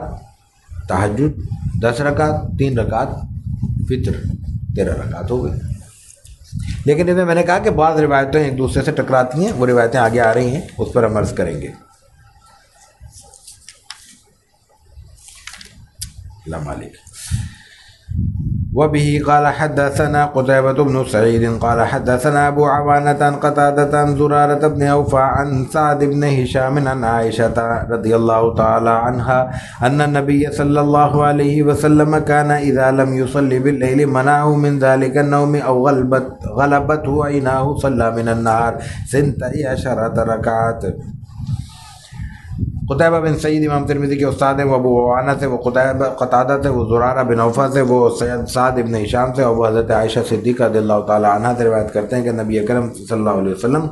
جب کسی وجہ سے رات کو نماز نہ ادا کر سکتے، تہجد کسی وقت رہ گئی، 2 وجوہات بیان ہوئی ہیں، منعوا لم یصلی باللیل، منعوا من ذلک النوم او غلبت عیناہ، کسی وجہ سے نیند، ایک ہی بات ہے ویسے تو یہ کہ نیند نے آپ کو روک دیا، سوتے رہ گئے، یا غلبت عیناہ ہو، آپ کی آنکھیں آپ پہ غالب آ گئی، سوتے رہ گئے کسی بھی وجہ سے، طبیعت کی ناسازی بھی ہو سکتی ہے، تھکاوٹ بھی ہو سکتی ہے، پچھلی رات تک سفر بھی ہو سکتا ہے، ویسے ہی آنکھ نہیں کھلی تو صلی من النہار 12 رکعات، پھر آپ 12 رکعت دن میں پڑھا کرتے تھے، دن میں پڑھا کرتے۔ اگر رات کو تہجد رہ گئی معمول کے مطابق، یہ مراد نہیں ہے کہ دن میں چھوڑ کے رات کو چھوڑ کر دن میں ہی روزانہ پڑھیں، لازم نہیں ہے، یہ تہجد نہیں ہے، لیکن اس کے نتیجے میں انسان کے مزاج میں معمول پورا کرنے کا ایک داعیہ مضبوط ہو جاتا ہے، انسان کا مزاج بن جاتا ہے کہ یہ کام کرنا ہے، مجھ سے چھوٹ گیا تھا تو کرنا ہے، تو ورنہ وہ جب ناغہ ہو تو انسان کے مزاج میں ایک سستی کی کیفیت پیدا ہوتی ہے، اس کو دور کرنے کے لیے یہ عمل کیا جاتا ہے۔ وبه قال حدثنا محمد بن العلاء قال اخبرنا ابو اسامة عن هشام يعني ابن حسان عن محمد بن سيرين عن ابي هريرة رضي الله تعالى عنه عن النبي صلى الله عليه وسلم قال اذا قام احدكم من الليل فليفتتح صلاته بركعتين خفيفتين۔ یہاں آپ علیہ الصلوۃ والتسلیم کا یہ اب تک سارے عمل آ رہے تھے، آپ کے فعلی روایات تھیں یا آپ کی قولی روایت آ رہی ہے۔ امام ترمذی کے استاد محمد ابن العلاء ہیں، وہ ابو اسامہ سے نقل کرتے ہیں، وہ ہشام سے یعنی ابن حسان، ہشام کئی ہوتے ہیں، ایک زمانے میں کئی حضرات تھے تو ان کی وضاحت کر دی کہ ہشام کون سے، جو حسان کے بیٹے ہیں، وہ محمد ابن سیرین سے، وہ ابو ہریرہ رضی اللہ تعالیٰ عنہ سے، عن النبی، اور ابو ہریرہ رسول اللہ صلی اللہ علیہ وسلم سے، آپ نے فرمایا اذا قام احدکم من اللیل، جب کوئی شخص رات کو اٹھے اور نماز تہجد ادا کرنا چاہے تو وہ آغاز میں 2 ہلکی رکعت پڑھے۔ انسان کی باڈی آرام کے بعد یہ اس ریاضت کے لیے رفتہ رفتہ تیار ہوتی ہے، اور اس کی بہت اچھی مثال ورزش ہے۔ جب ہم جاگنگ وغیرہ کے لیے جب ہم کوئی ورزش کرنا چاہتے ہیں تو اسٹارٹ میں وارم اپ ہوتے ہیں، ہلکے پھلکے ہاتھ پیر ہلاتے ہیں، دائیں بائیں کرتے ہیں اپنے جسم کو، باڈی کو، یعنی وارم اپ ہو کے ہم جسم میں گرمی پیدا کرتے ہیں تاکہ ہم پھر جو ہارڈ ایکسرسائز ہے وہ کرنے کی پوزیشن میں آ سکیں۔ اچانک کھڑے ہو کے آدمی جو ہے نا ڈنڈی پھیلنا شروع کر دیتا، تو یہ وہ ہے کیفیت کہ پہلے 2 رکعت ہلکی پڑھ لی جائیں، پھر تفصیلی اور لمبی عبادت کی جائے۔ اور یہ جو 2 رکعت ہیں انہی کے بارے میں فقہاء کرام وضاحت کرتے ہیں کہ شاید اس سے مراد وہ صلاۃ وضو وغیرہ ہے۔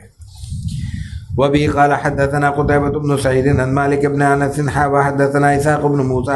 قال حدثنا معن قال حدثنا مالك عن عبد الله بن ابي بكر عن ابيه ان عبد الله بن قيس بن مخرمة اخبره عن زيد بن خالد الجهني انه قال لا ارمقن صلاة رسول الله صلى الله عليه وسلم فتوسطت عتبته او فساطته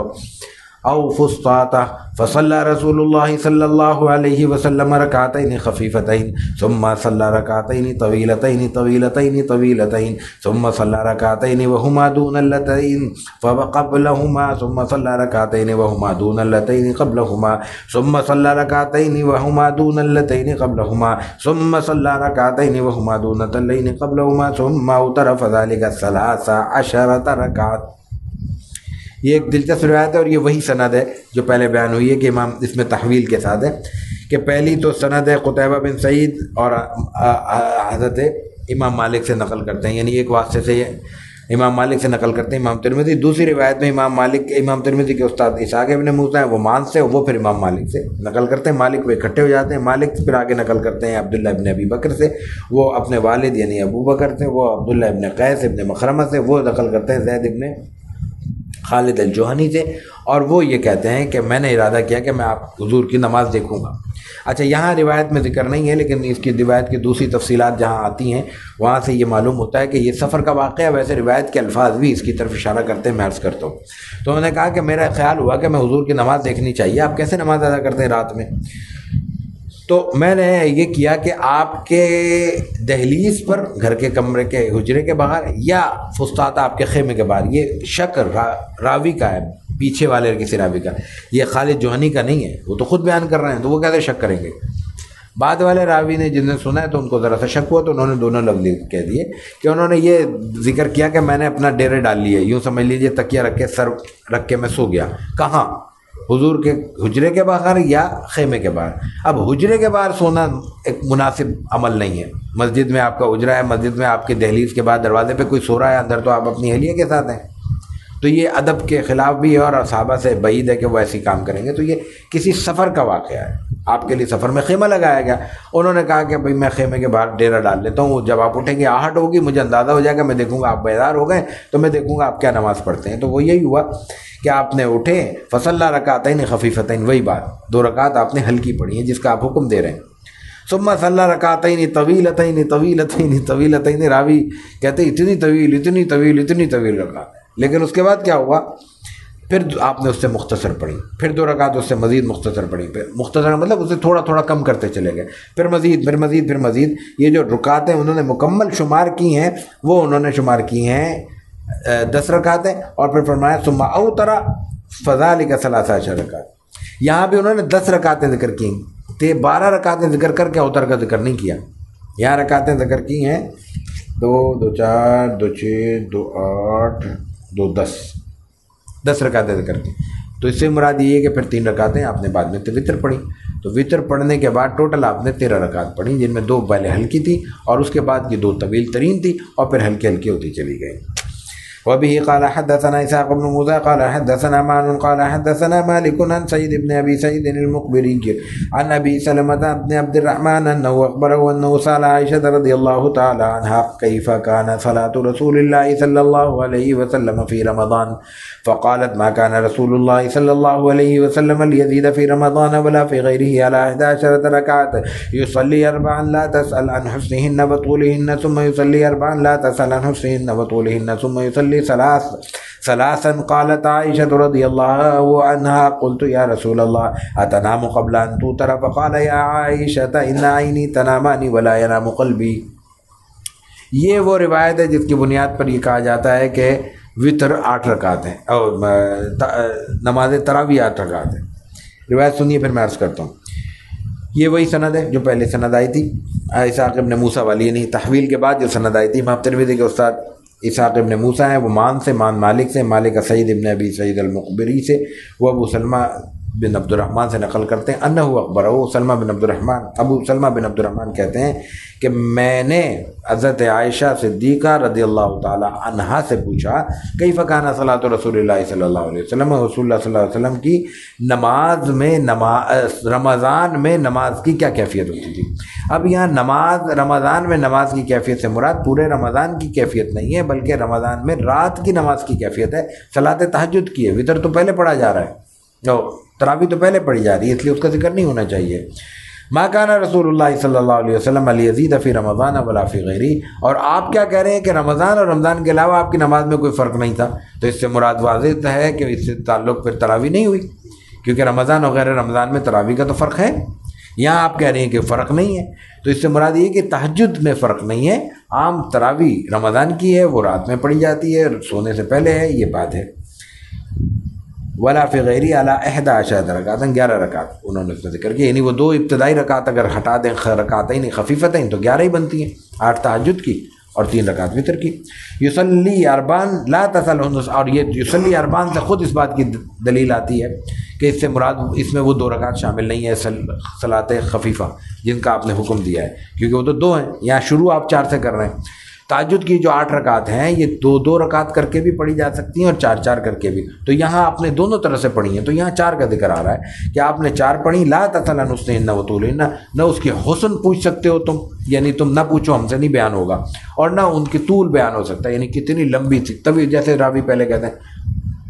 طویلتین طویلتین طویلتین، لمبی لمبی لمبی نماز ہے۔ ثم یصلی اربعا، پھر 2 4 پڑھی، وہی بات، لا تسأل عن حسنہن وطولہن، ثم یصلی ثلاثا، اب وتر آ گئے 3، 11 ہو گئی، اور وہ 2 ملا لیں تو 13 ہو گئی، فکر وہی 13 کا آ رہا ہے۔ قالت عائشہ رضی اللہ عنہا قلت یا رسول اللہ، لیکن اس دوران آپ لیٹے ہیں جس کا ذکر یہاں روایت میں نہیں، آپ سو گئے، یعنی 8 رکعت پڑھی، تھکاوٹ ہو گئی، لیٹ گئے، لیٹ کے اٹھ کے پھر آپ نے وتر پڑھے، عام طور پر وتر ساتھ پڑھتے تھے، یہاں نہیں پڑھے اپنے، تو میں نے پوچھا کہ اتنام قبل ان توتر، آپ نے وتر سے پہلے نہیں سونے کا ارادہ کر لیا یا آپ پہلے سو گئے؟ تو آپ نے فرمایا کہ یا عائشہ ان عینی تنامان ولا ینام قلبی، یہ آپ علیہ الصلوۃ والتسلیم کے خصائص کا بیان ہے، آپ کی جو خصوصیات ہیں دوسرے تمام انسانوں سے، ان میں کئی خصوصیات ہیں، کتابوں پہ الگ الگ کتابیں اس موضوع پہ لکھی گئی ہیں، ان میں ایک خصوصیت یہ ہے کہ آپ خود فرماتے ہیں کہ ان عینی تنامان ولا ینام قلبی، کہ میری آنکھیں تو سو جاتی ہیں، آنکھیں بظاہر لگتا ہے کہ میں بند ہیں، سو رہا ہوں میں، لیکن میرا دل نہیں سوتا، تو جب دل نہیں سوتا تو ظاہر ہے کہ وضو نہیں ٹوٹتا، جب وضو نہیں ٹوٹتا تو آپ، یعنی وضو ٹوٹے کا مطلب وضو کا علم ہوتا ہے کہ آدمی کو ٹوٹا یا نہیں ٹوٹا، نماز سونے سے جو کہا جاتا ہے وضو ٹوٹ رہا ہے، اس کی وجہ یہ نہیں ہے کہ خود سونا وضو نواقض وضو میں ہے، بلکہ یہ وجہ یہ ہے کہ سونے کی صورت میں انسان کو اپنے اوپر گرفت نہیں رہتی، تو اس کو علم نہیں ہوتا کہ میرے وضو ٹوٹا یا نہیں ٹوٹا، تو شک کے پہلو کو دور کرنے کے لیے کہا جاتا ہے کہ جیسے ہی آنکھ لگے پھر آدمی کو وضو کر لینا چاہیے۔ وبه قال حدثنا ابن ابي عمر قال اخبرنا معن عن مالك عن ابن شهاب نحوه وحدثنا قتيبة عن مالك عن ابن شهاب نحوه، یہی روایت، یہی مفہوم مختلف الفاظ سے 2 اور سندوں میں بیان ہوا ہے۔ پہلی سند ابن عمر کی، ابن ابی عمر ہے، یعنی ابن ابی عمر حضرت امام ترمذی کے استاد، وہ مان سے، مان مالک سے، اور مالک ابن شہاب زہری سے۔ دوسری روایت ہے امام ترمذی کے استاد قتیبہ ہیں، وہ براہ راست مالک تھے، پھر وہی شہاب پہ ابن شہاب زہری پر جمع ہو جاتے ہیں۔ وبه قال حدثنا حناد قال حدثنا ابو الاحوص عن الاعمش عن ابراهيم عن الاسود عن عائشة رضي الله تعالى عنها قالت كان رسول الله صلى الله عليه وسلم يصلي من الليل 9 ركعات۔ وبه قال حدثنا محمود بن غيلان قال حدثنا يحيى بن آدم قال حدثنا سفيان الثوري عن الاعمش نحوه۔ یہاں پہلی روایت امام ترمذی کے استاد حناد ہیں، حناد ہیں استاد ان کے استاد ابو الاحوص ہیں، ابو الاحوص اعمش تھے، اعمش ابراہیم تھے، ابراہیم اسود سے، اسود حضرت عائشہ رضی اللہ تعالیٰ عنہ سے نقل کرتے ہیں کہ حضور صلی اللہ علیہ وسلم رات میں 9 رکعت پڑھا کرتے تھے، یا 9 رکعت کا ذکر ہے، 9 رکعت میں 3 رکعت اگر وتر نکال لیں تو 6 رکعت بچتے ہیں۔ دوسری روایتوں میں حضرت عائشہ سے خود 13 رکعتیں آ رہی ہیں، تو یہ عین ممکن ہے کہ یہ عمر کی وجہ سے کچھ رکعتوں میں کمی بیشی ہوئی ہو کسی وقت، کیونکہ ایک ہی راوی ہیں، گھر کے راوی ہیں، ایک ہی بات کر رہی ہیں، ایک وقت ایک بات ہو رہی ہے، ایک بات دوسری ہو رہی ہے، اس کی مختلف تعویلیں کی گئی ہیں، لیکن سیدھی بات ہے کہ حضرت عائشہ نے ایک وقت میں ایک بات بیان کی ہے، دوسرے وقت میں دوسری بیان کی ہے، تو ایک وقت میں جو انہوں نے بیان کی ہے وہ ایک وقت کی کیفیت ہوگی۔ ظاہر ہے کہ مکے سے مدینے آئے ہیں، مدینے سے پھر آگے وقت گزارا ہے، 10 سال کے بعد آپ دنیا سے رخصت ہوئے ہیں، تو 10 سال میں بیماری ہے، صحت ہے، وقت ہے، عمر ہے، ضعف ہے، مصروفیت ہے، مجبوریاں ہیں، ان سب میں بہت ساری چیزیں تبدیل ہوتی ہیں، ان تبدیلیوں میں یہ شمار ہو سکتا ہے۔ دوسری روایت یہی معنی ہے، یہی مفہوم ہے، معنی الفاظ الگ ہیں۔ وہ امام ترمذی کے استاد حناد ہیں، وہ ابو الاحوص سے، ابو الاحوص اعمش سے، आमश इब्राहिम से, इब्राहिम असवद से, और असवद जो है ना हज़रत आयशा से नकल करते हैं। नहीं, ये तो हो गई थी, पहले हो गई थी। दूसरी रिवायत जो है ना वो मोहम्मद इब्न ग़ीलान से, वो याह्या इब्न आदम से, वो सुफियान सौरी से, वो आमश से। और यहाँ भी नहवहु का लफ्ज़ है, नहवहु का मफ़हूम यही होता है कि ये अल्फाज में फ़र्क है, माना एक ही है। वबी क़ाल हदसना मोहम्मद इब्न मुसन्ना क़ाल हदसना मोहम्मद इब्न जाफ़र क़ाल अख़बरना शुअबा अन अमर इब्न मुर्रा अन अबी हमज़ा रजुल मिनल अंसार अन रजुल मिन बनी अब्स अन हुज़ैफ़ा इब्न अल यमानी रज़ियल्लाहु अन्हु अन्नहु सल्ला मअ रसूलिल्लाहि सल्लल्लाहु अलैहि वसल्लम मिनल लैल क़ाल फलम्मा दख़ल फ़ी अस्सलाति क़ाल अल्लाहु अकबर ज़ुल मलकूति वल जबरूति वल किब्रियाइ वल अज़मा क़ाल सुम्मा क़रा अल बक़रा सुम्मा रका फ़कान रुकूअहु नहवहु मिन क़ियामिही व कान यक़ूल सुब्हान रब्बियल अज़ीम सुब्हान रब्बियल अज़ीम सुम्मा रफ़अ रअसहु फ़कान क़ियामुहु नहवन मिन रुकूअही व कान यक़ूल लिरब्बी अलहम्दु लिरब्बी अलहम्द सुम्मा सजद फ़कान सुजूदुहु नहवन मिन क़ियामिही व कान यक़ूल सुब्हान रब्बियल अअला सुब्हान रब्बियल الأعلى ثم رفع رأسه فكان ما بين السجدتين نحوا من السجود وكان يقول رب اغفر لي حتى قرأ البقرة وآل عمران والنساء والمائدة والأنعام شعبة الذي شك في المائدة والأنعام इमाम तिरमिज़ी के उस्ताद मोहम्मद इब्न मसन्ना है, वो मोहम्मद इब्न जाफ़र से नकल करते हैं, वो शोबा से, शोबा अमर इब्न मुर्रा से, मुर्रा नकल करते हैं अबू हमज़ा से। ये एक अंसारी साहबी है, शख्स है, वो रजुलुम मिन बनी अबस, बनु अबस के एक शख्स से, और वो हुज़ैफ़ा बिन यमान रज़ियल्लाहु ताला अन्हु से, जिनको साहिब सिर्र नबी सल्लल्लाहु अलैहि वसल्लम का लक़ब है, यदि आप ऐसा तो तस्लीम के राज़दार। अन्नहु सल्ला मअ रसूलिल्लाह, हुज़ैफ़ा बिन यमान कहते हैं कि उन्होंने हुज़ूर अकरम सल्लल्लाहु अलैहि वसल्लम के साथ रात की नमाज़ अदा की, तहज्जुद की नमाज़ अदा की। रात की नमाज़ किसी शख्स ने हुज़ूर के साथ कैसे अदा की? नफिल की तो जमात नहीं होती। नफिल की जमात हो सकती है बग़ैर ऐलान के और बग़ैर जमात के। जमात से मुराद ये कि एक शख्स नफिल के लिए खड़े हुए हैं, दूसरा शख्स आगे खड़ा हो गया, देखा कि एक शख्स नफिल पढ़ रहा है, पढ़ लें, कोई हर्ज नहीं, तीसरा आगे खड़ा हो जाए। ऐलान नहीं कर सकते, बुलाना नहीं चाहिए। नफिल के लिए तदाई नहीं होती, तदाई होती है फ़र्ज़ के लिए। बुलाया फ़र्ज़ के लिए जाएगा ना। अब देखिए मिसाल के तौर पे एक शख्स है, उसका इरादा नहीं है और हम उसको शर्मिंदा करें, तो एक मुसलमान को शर्मिंदा करना ये अच्छी बात तो नहीं है, फ़र्ज़ है नहीं। किस बात पे शर्मिंदा कर रहा है? भाई एक ने तहज्जुद नहीं अदा की, नहीं की, है मुमकिन है कि वो उससे बड़ी कोई इबादत कर रहा हो, तो दूसरे इबादत अपने लिए है। ये बहुत अहम ज़रूरत है जिसको समझना चाहिए। इबादत मेरी अपनी ज़रूरत है, और अगर मैं इबादत करके दूसरे को ताना दे रहा हूँ तो इसका मतलब है मैं अपने लिए नहीं, दूसरे के लिए इबादत कर रहा था। वरना ताना देने का क्या सवाल, जताने का क्या सवाल, दिखाने का क्या सवाल। इसीलिए नफिल घर में है। रसूल अकरम सल्लल्लाहु अलैहि वसल्लम का इतना सा हुजरा है, उस हुजरे के बराबर में मस्जिद है, वो मस्जिद आपकी अपनी मस्जिद है, किसी से पूछना नहीं है, किसी से चाबी लेके ताला नहीं खुलवाना। आजकल के मसाइल है ना कि मस्जिदें बंद हैं, मुतवल्ली ने इजाज़त नहीं दी, खादिम गायब है, इमाम साहब नाराज़ हैं, आप नहीं जा सकते। ये तो मामलात नहीं है। आप उसके बावजूद घर में पढ़ रहे हैं, उस छोटे से उजरे में पढ़ रहे हैं, अज़वाज मुताहरात तंग हो रही हैं, परेशानी में हैं, तकलीफ़ में हैं, आप वहीं पढ़ते हैं, कोई वजह तो होगी। नवाफिल दूसरों को दिखाने की चीज़ नहीं है। इब्न अब्बास खड़े होते हैं, मैंने अभी अर्ज़ किया, आप उनको बिठा देते हैं, सो जाओ।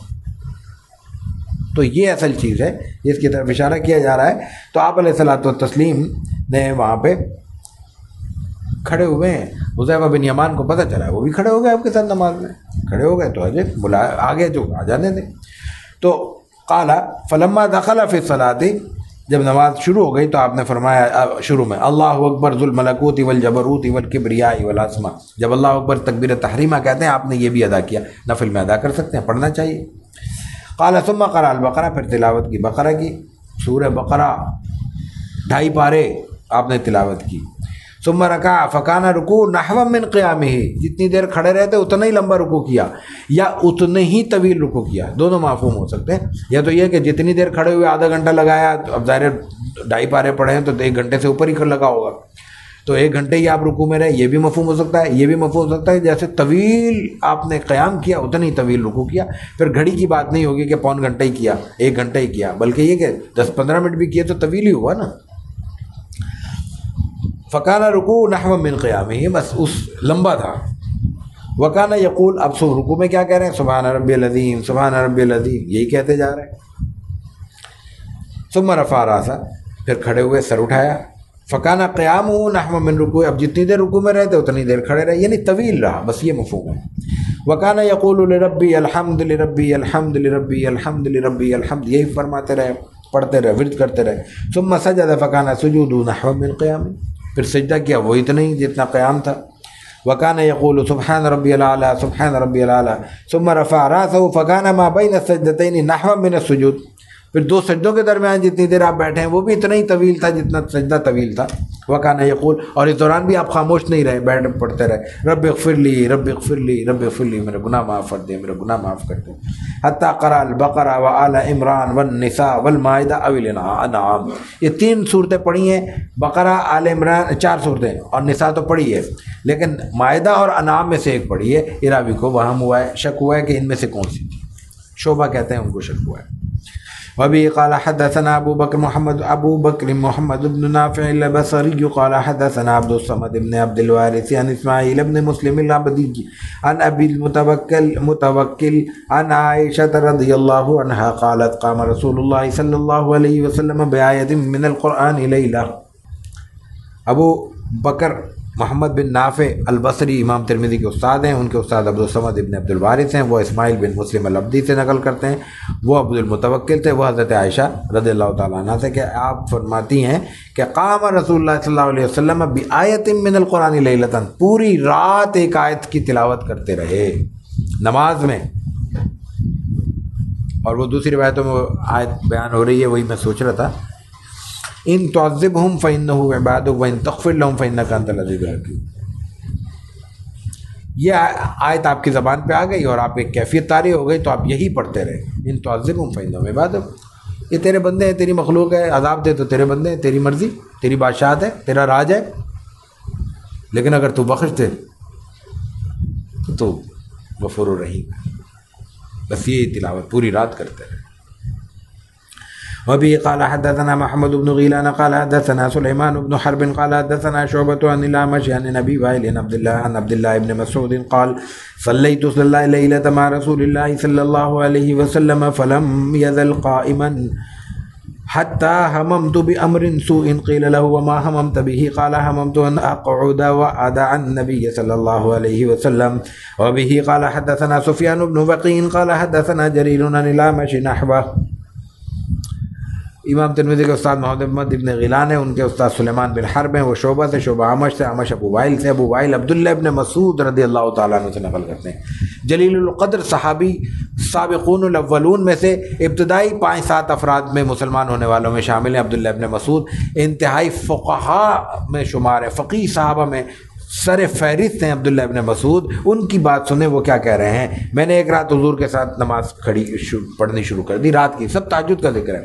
صلیت لیلۃ مع رسول اللہ صلی اللہ علیہ وسلم، ایک رات میں آپ کے ساتھ کھڑا ہو گیا۔ فلم یزل قائما، آپ کھڑے ہی رہے، رکوع ہی نہیں ہو رہا، سجدہ ہی نہیں ہو رہا۔ حتی ہممت بامر سوء، میں نے ایک بری بات کا ارادہ کر لیا۔ صحابہ نے پوچھا کیا ارادہ کر لیا آپ نے؟ کہا ارادہ کر لیا میں بیٹھ گیا ہوں حضور کو چھوڑ دوں، میرے بس کا نہیں ہے۔ برائی سے مراد خدا نہ خاصا کوئی برائی نہیں ہے، اور وہ بیٹھنا چاہے بیٹھ سکتے تھے، نفل ہے، لیکن رسول اللہ صلی اللہ علیہ وسلم کھڑے ہیں، صحابی کیسے بیٹھ جائے؟ تو اس وقت اس کو وہ اپنی ذات کی طرف منسوب کر رہے ہیں کہ ایک برا ارادہ آ گیا تھا میرے ذہن میں، ارادے پہ عمل نہیں ہوا، ارادے کی بات کر رہے ہیں۔ یہ اصل میں اسلوب ہے، بیان کرنا چاہ رہے ہیں کہ اتنی بڑی نماز تھی کہ ہماری بس ہو گئی، یہ بیان کرنا چاہ رہے ہیں۔ یہی روایت امام ترمذی کے استاد یہ تو محمود ابن غیلان سے، دوسری سفیان بن وقیع سے، اور وہ جریر سے، اور پھر وہ اعمش سے نقل کرتے ہیں، یعنی اس میں راوی کم ہے، وہ بھی یہی روایت ہے۔ وبه قال حدثنا اسحاق بن موسى الانصاري قال حدثنا معن قال حدثنا مالك عن ابي النضر عن ابي سلمة عن عائشة رضي الله تعالى عنها ان النبي صلى الله عليه وسلم كان يصلي جالسا فيقرأ وهو جالس فاذا بقي من قراءته قدر ما يكون 30 او 40 آية قام فقرأ وهو قائم ثم ركع وسجد ثم صنع في الركعة الثانية مثل ذلك۔ یہاں ایک اور کیفیت بیان ہو رہی ہے، یہ جو کیفیت بیان ہو رہی ہے یہ ریلیکسیشن ہے، یہ ہمیں گنجائش دی جا رہی ہے، یہ ہمیں موقع بیان کیا جا رہا ہے۔ گنجائش کیا بیان ہو رہی ہے؟ امام ترمذی کے استاد اسحاق ابن موسیٰ انصاری ہیں، وہ مان سے، مان مالک سے نقل کرتے ہیں مالک ابو النضر سے، وہ ابو سلمہ سے، ابو سلمہ نقل کرتے ہیں حضرت عائشہ صدیقہ رضی اللہ تعالی عنہا سے، وہ کہتے ہیں کہ ان نبی صلی اللہ علیہ وسلم کان یصلی جالسا، آپ بیٹھ کر نماز ادا کیا کرتے تھے۔ اب جیسے یہاں جو آپ نے اسلوب بیان کیا نا کہ کانا، تو اس سے بھی مراد وہی ہوگا جو پہلے آیا کہ آپ نے 9 رکعت پڑھی، وہ بھی کانا سے بیان ہو رہا ہے، اور وہی حضرت عائشہ ہیں، حضرت عائشہ آگے بیان کر رہی ہیں کھڑے ہو کے پڑھتے تھے نماز۔ تو اس سے مراد یہ کہ کبھی کھڑے ہو کے پڑھتے تھے، کبھی بڑے ہو کے پڑھتے تھے، لیکن کبھی جو بیٹھ کر پڑھتے تھے وہ بھی بہت طویل مدت پڑھتے تھے، اور جب کھڑے ہو کے پڑھتے تھے وہ بھی لمبا وقت ہوتا تھا۔ تو آپ کھڑے ہو کے پڑھ رہے ہیں نماز، بیٹھ کر پڑھ رہے ہیں نماز، یہاں پر یصلی جالسا، جب بیٹھ کر پڑھتے تھے تو آپ کا ایک معمول یہ تھا کہ فَهُوَ يَقْرَأُ وَهُوَ جَالِسٌ، تلاوت کر رہے ہیں، یہ نفل ہو رہے ہیں، نفل پڑھ رہے ہیں، تہجد کی بات ہے۔ فَإِذَا بَقِيَ مِنْ قِرَأَتِهِ قَدْرُ مَا يَكُونُ، یعنی مثال کے طور پر سورہ بقرہ پوری پڑھنی ہے، یہ سورہ آل عمران پڑھنی ہے، اور اب آخر میں 40 آیتیں 30 آیتیں بچی ہیں، پھر آپ کھڑے ہو گئے، پھر وہ 30-40 آیتیں کھڑے ہو کے پڑھی، پھر کھڑے ہو کے رکوع سجدہ کیا۔ لیکن اگر کھڑے ہوئے آپ سجدے پہ جا رہے ہیں رکوع میں تو کھڑے ہو کے رکوع سجدہ کریں گے، اور اگر بیٹھ کر پڑھ رہے ہیں تو پھر بیٹھ کر ہی رکوع سجدہ کرتے تھے۔ اور قام فقرا وهو قائم ثم رکع وسجد، پھر یہ تلاوت کی، رکوع سجود مکمل کیا، پہلی رکعت ہو گئی، ثم صنع فی الرکعۃ الثانیۃ مثل ذلک، پھر دوسری رکعت میں بھی یہی عمل دہراتے تھے کہ آ کے بیٹھ گئے، بیٹھ کے طویل قرات کر رہے ہیں، کوئی پارہ 1.5 پارہ 2 پارے پڑھ رہے ہیں، لیکن جب اختتام میں 30-40 آیات بچتی ہیں پھر آپ کھڑے ہو گئے، وہ پھر 30-40 آیات آپ نے کھڑے ہو کے تلاوت کی، پھر واپس رکوع میں چلے گئے، پھر نماز مکمل کی۔ وبه قال حدثنا اسحاق بن موسى الانصاري قال حدثنا مان قال حدثنا مالك، نہیں ایک روایت رہ گئی۔ وبه قال حدثنا احمد بن منيع قال حدثنا هشيم قال اخبرنا خالد الحذاء عن عبد الله بن شقيق قال سألت عائشة رضي الله تعالى عنها عن صلاة رسول الله صلى الله عليه وسلم عن تطوعه فقالت كان يصلي ليلا طويلا قائما وليلا طويلا قائدا، فإذا قرأ وهو قائم ركع وسجد وهو قائم، وإذا قرأ وهو جالس ركع وسجد وهو جالس۔ وہی بات جو میں نے عرض کی تھی، یہ روایت میں واضح الفاظ میں آ گئی۔ احمد ابن منی امام ترمذی کے استاد ہیں، وہ حشیم سے، حشیم خالد الحذاء سے، حذاء نقل کرتے ہیں عبداللہ ابن شقیق سے، وہ کہتے ہیں کہ میں نے حضرت عائشہ رضی اللہ تعالیٰ عنہ سے پوچھا ان صلاۃ رسول اللہ صلی اللہ علیہ وسلم ان تطوعہ، آپ کی نفلی نماز کے بارے میں پوچھا، تو فقالت کان یصلی لیلا طویلا قائما، ایک رات اب طویل نماز پڑھا کرتے تھے کھڑے ہو کے، وہی بات جو میں نے عرض کی پوری روایت میں آ رہی ہے، و لیلا طویلا قائدا، اور ایک رات آپ پڑھے کرتے تھے بیٹھ کے۔ یہ مفہوم نہیں ہے کہ ایک رات کھڑے ایک ساتھ بیٹھے، نہیں، کبھی رات کو کھڑے ہیں تو کھڑے ہیں، کبھی بیٹھے ہیں تو بیٹھے ہیں۔ آگے کیا فرمایا، فَإِذَا قَرَأَ وَهُوَ قَائِمٌ رَكَعَ وَسَجَدَ وَهُوَ قَائِمٌ، جب کھڑے ہو کے پڑھتے تھے تو رکوع سجود کھڑے ہو کے کرتے تھے۔ وَإِذَا قَرَأَ وَهُوَ جَالِسٌ، اور جب بیٹھ کر پڑھتے تھے تو رَكَعَ وَسَجَدَ وَهُوَ جَالِسٌ، پھر بیٹھ کر پڑھا، سجدہ بھی رکوع بھی سجدہ کریں۔ یہ نہیں کہ بیٹھ کے پڑھ رہے ہیں پھر کھڑے ہوں پھر رکوع سجود کریں، اس کی تکلف کی ضرورت نہیں، نفل بیٹھ کے پڑھے جا سکتے ہیں تو پڑھ لینے چاہیے۔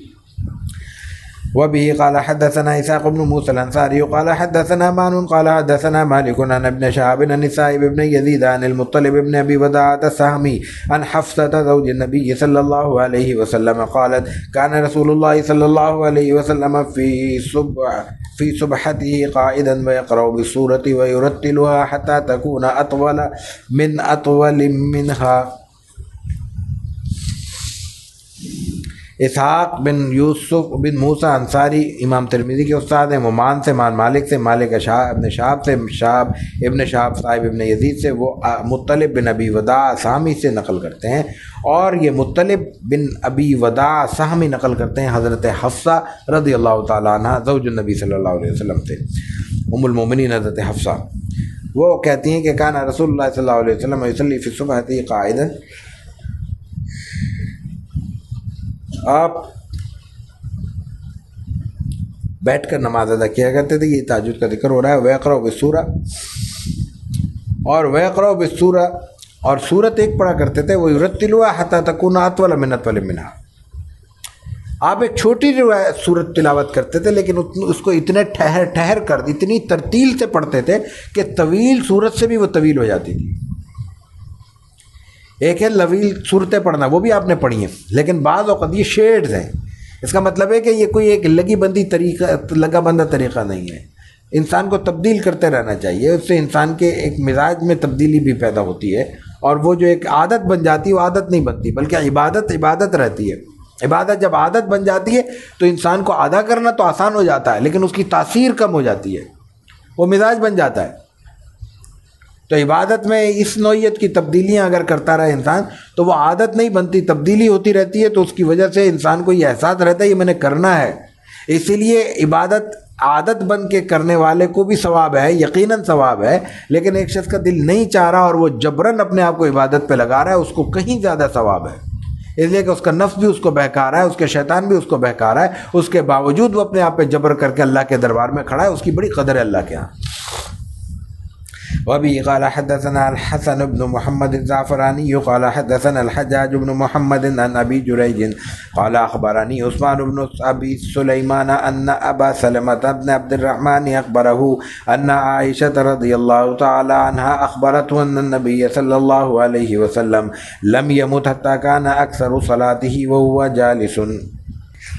امام ترمذی کے استاد حسن بن محمد الزعفرانی ہیں، ان کے استاد حجاج بن محمد ہیں، وہ ابو جریج سے نقل کرتے ہیں، وہ کہتے ہیں ہمیں عثمان بن ابی سلیمان نے بتایا کہ ان ابا سلمہ بن عبد الرحمن، ابو سلمہ بن عبد الرحمن نے انہیں خبر دی کہ ان عائشہ رضی اللہ تعالیٰ عنہا اخبرت، حضرت عائشہ یہ فرماتی ہیں، خبر دیتی ہیں، بتاتی ہیں، بیان کرتی ہیں کہ ان نبی صلی اللہ علیہ وسلم لم یمت، رسول اللہ صلی اللہ علیہ وسلم نے مدت العمر اپنی زندگی میں ہمیشہ کان اکثر صلاتی وهو جالس، بیٹھ کر نماز ادا کی ہے، یعنی نوافل کا ذکر ہو رہا ہے، اور یہاں جو اکثر کا ذکر ہے اس سے بھی مراد یہ کہ بڑی مدت آپ نے کیا ہے، اس کو کمپائل نہیں کیا جا سکتا کہ زیادہ کھڑے ہو کے کیا ہے زیادہ بیٹھ کے، کیونکہ ظاہر ہے کہ آپ علیہ الصلوۃ والتسلیم کے کھڑے ہونے کی روایات بھی بہت کثرت سے ہیں، لیکن ایک بات اور ہے، آپ علیہ الصلوۃ والتسلیم ہم بیٹھ کے ادا کریں گے ہمیں آدھا ثواب ملے گا، کھڑے ہو کے زیادہ ڈبل ثواب ملے گا، لیکن بیٹھ کر آپ علیہ الصلوۃ والتسلیم کا نماز ادا کرنا امت کی تلقین کے لیے بھی ہے، امت کو اجازت کے لیے بھی ہے، تو آپ علیہ الصلوۃ والتسلیم ایک تو عبادت کر رہے ہیں اور ایک عبادت بتا رہے ہیں، کر کے دکھا رہے ہیں، اس حیثیت میں آپ کا ثواب، ایک تو ظاہر ہے کہ آپ کا ثواب کا ہمارا کیا مقابلہ کیا، مقابلے کا تو لفظ بھی نہیں سوچا جا سکتا، سوچنا گناہ ہے، جسارت ہے، لیکن آپ کا وہ ثواب بھی اللہ کے ہاں آپ ہی کی کھڑے ہوئے کے مقابلے میں، ہمارے کھڑے ہوئے کے نہیں، آپ ہی کے کھڑے ہونے والے کھڑے ہو کر ادا کرنے کا مقابلے میں، اس لیے کہ وہ آپ ہم پر رحم کرتے ہوئے بیان کر رہے ہیں، آپ بیٹھ کر نہ پڑھتے، ہمارے لیے نفل بھی بیٹھ کر پڑھنا جائز نہ ہوتا، تو یہ آپ کا احسان بھی ہے، اور اس چونکہ آپ نے سمجھانے کے لیے کیا ہے اس لیے یہ آپ کا وہی درجہ ہے جو آپ کے کھڑے ہونے کا درجہ ہے۔ وبه قال حدثنا احمد بن منين قال حدثنا اسماعيل بن ابراهيم عن ايوب عن نافع عن ابن عمر رضي الله تعالى عنهما قال صليت مع رسول الله صلى الله عليه وسلم ركعتين قبل الظهر وركعتين بعدها وركعتين بعد المغرب في بيتي وركعتين بعد العشاء في بيتي۔ اب یہ جو فی بیتی ہے نا، گھر میں پڑھا، اس کی وجہ سے یہ دشواری ہے، آپ نے کون سی نماز کب کیسے پڑھی، کسی نے ذرا سا دیکھ لیا وہ بیان کر دیا تو صحیح تفصیل نہیں آئی، اس لیے نوافل میں یہ بات آتی ہے کہیں 2 رکعت کہیں 4 رکعت۔ اب یہ بات ذہن میں رکھ کے آگے روایت سنیے۔ امام ترمذی کے استاد احمد بن منی ہے، وہ اسماعیل بن ابراہیم سے، وہ ایوب سے، وہ نافع سے، وہ ابن عمر سے نقل کرتے ہیں کہ وہ ابن عمر کہتے ہیں رضی اللہ تعالیٰ عنہما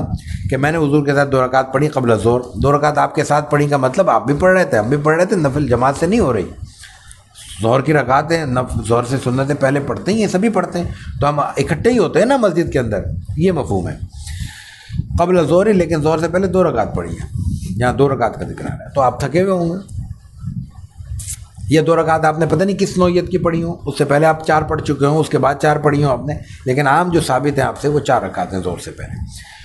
ورکعتین بعدہا، 2 رکعت ظہر کے بعد، ٹھیک ہے، ورکعتین بعد المغرب فی بیتی، گھر میں پڑھی ہیں مغرب کے بعد 2 رکعت، نماز فرض پڑھنے کے بعد 2 رکعت بھی آپ نے مسجد میں نہیں پڑھی، گھر میں پڑھی ہیں، اسی لیے آپ نے فرمایا کہ گھروں کو آباد کرو،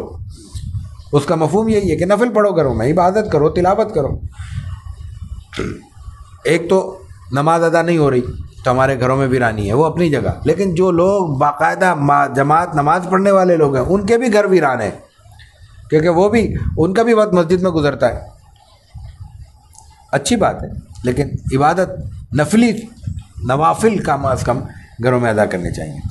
ورکعتین بعد المغرب فی بیتی ورکعتین بعد العشاء فی بیتی، عشاء کے بعد کی 2 رکعت، مغرب کے بعد کی 2 رکعت آپ نے گھر میں ادا کی۔ وبه قال حدثنا احمد بن منعم قال حدثنا اسماعيل بن ابراهيم قال حدثنا ايوب عن نافع عن ابن عمر رضي الله تعالى عنهما قال ابن عمر حدثتني حفصة ان رسول الله صلى الله عليه وسلم كان يصلي ركعتين حين يطلع الفجر وينادي المنادي۔ امام ترمذی کے استاد احمد ابن منی ہیں، وہ اسماعیل بن ابراہیم سے، وہ ایوب سے، ابو ایوب نافع سے، نافع ابن عمر سے، وہی سند ہے جو پہلی روایت میں تھی۔ ابن عمر یہاں کہتے ہیں، وہاں کہتے ہیں میں نے خود پڑھی تھی نماز، یہاں کہتے ہیں کہ مجھے حفصہ نے بیان کی، ان کی بہن ہے۔ ان رسول اللہ صلی اللہ علیہ وسلم، رسول اللہ صلی اللہ علیہ وسلم نے کان یصلی، کہا نماز پڑھا کرتے تھے 2 رکعت، حین یطلع الفجر، فجر کی اذان کے بعد، وینادی المنادی، جب اذان ہو جاتی، فجر طلوع ہو جاتی اور اذان دینے والا اذان دے دیتا تو آپ 2 رکعت پڑھا کرتے تھے۔ اور ایوب جو اس میں راوی ہیں وہ یہ کہتے ہیں وَأَرَاهُ قَالَ خَفِيفَتَيْنِ، میرا خیال ہے آپ نے یہ بھی کہا تھا کہ ہلکی پڑھتے تھے، وہ آپ کا پہلے بیان ہو چکا ہے۔ وبه قال حدثنا قتيبة بن سعيد قال حدثنا مروان بن معاوية الفزاري عن جعفر بن برقان عن ميمون بن مهران عن ابن عمر رضي الله عنهما قال حفظت من رسول الله صلى الله عليه وسلم 8 ركعات، ركعتين قبل الظهر وركعتين بعدها وركعتين بعد المغرب وركعتين بعد العشاء۔ قال ابن عمر وحدثتني حفصة بركعتي إلى الغداء ولم أكن أراهما من النبي صلى الله عليه وسلم۔ وبه قال حدثنا ابو سلمة يحيى بن خلف قال حدثنا بشر بن المفضل عن خالد الحذاء عن عبد الله بن شقيق قال سألت عائشة رضي الله تعالى عنها عن صلاة النبي صلى الله عليه وسلم قال كان يصلي قبل الظهر ركعتين وبعدها ركعتين وبعدها ركعتين وبعد المغرب ركعتين وبعد العشاء ركعتين وقبل الفجر 2۔ پہلی روایت امام ترمذی کے استاد قتیبہ بن سعید سے، وہ مروان بن معاویہ الفزاری سے، وہ جعفر ابن برقان سے، وہ میمون بن مہران سے، وہ ابن عمر سے رضی اللہ تعالیٰ عنہ نقل کرتے ہیں کہ حفظت من رسول اللہ صلی اللہ علیہ وسلم 8 رکعات، میں نے حضرت رسول اکرم صلی اللہ علیہ وسلم سے 8 رکعتیں محفوظ کی ہیں، یعنی یہ بھی سنتوں کی بات ہو رہی، سنت مؤکدہ سمجھ لیں۔ رکعتین قبل الظہر، رکعتین بعدہا، پہلے بھی بعد بھی 2 رکعت 4 ہو گئیں، رکعتین بعد المغرب، مغرب کے بعد 2 رکعت، اور رکعتین بعد العشاء۔ قال ابن عمر، یہ تو 8 ہو گئیں، مجھے حفصہ نے بیان کیا برکعت الغدات ولم اکن اراہما من النبی، کہ مجھے 2 رکعتوں کا بیان کیا ہے حضرت حفصہ نے، ولم اکن اراہما من النبی۔ حفصہ تو کہتی ہے میں نے حضور کو یہ پڑھتے ہوئے دیکھا ہے، صبح کی 2 رکعت، غدات کا مطلب اشراق کی 2 رکعت، لیکن میں نے حضور کو ایسے کرتے ہوئے نہیں دیکھا۔ تو ظاہر ہے کہ وہ تو پڑھتے گھر میں ہے نا، نفل گھر میں پڑھ رہے ہیں، تو گھر والوں نے دیکھا ہے، باہر والوں نے نہیں دیکھا، کوئی اس میں تکلف نہیں ہے۔ دوسری روایت ابو سلمہ یحییٰ بن خلف سے ہے امام ترمذی کی، وہ بشر ابن مفضل سے، وہ خالد حذاء سے، وہ عبداللہ ابن شقیق سے، وہ حضرت عائشہ سے نقل کرتے ہیں رضی اللہ تعالیٰ عنہ عن صلاۃ النبی صلی اللہ علیہ وسلم۔ سألت عائشہ عن صلاۃ النبی، حضرت عائشہ رضی اللہ تعالیٰ عنہ سے انہوں نے حضور کی نماز کے بارے میں پوچھا تو کانا یصلی قبل الظہر رکعتین وبعد رکعتین وبعد رکعتین وبعد المغرب رکعتین وبعد العشاء رکعتین وقبل الفجر رکعتین۔ ایک بعد رکعتین تو شاید روایت کا مسئلہ ہے، باقی جو ہے قبل الظہر 2 رکعت، بعد رکعتین بعد 2 رکعت، مغرب کے بعد 2 رکعت، عشاء کے بعد 2 رکعت، اور فجر سے پہلے 2 رکعت۔ یہ وہی 2 رکعت آ رہی ہیں، یہ ایک ہی روایت ہے کیونکہ سب حضرت عائشہ سے ہیں، حضرت عبداللہ بن عمر سے ہیں، لیکن 4 رکعت کا ذکر آگے آ رہا ہے۔ وبه قال حدثنا محمد بن المثنى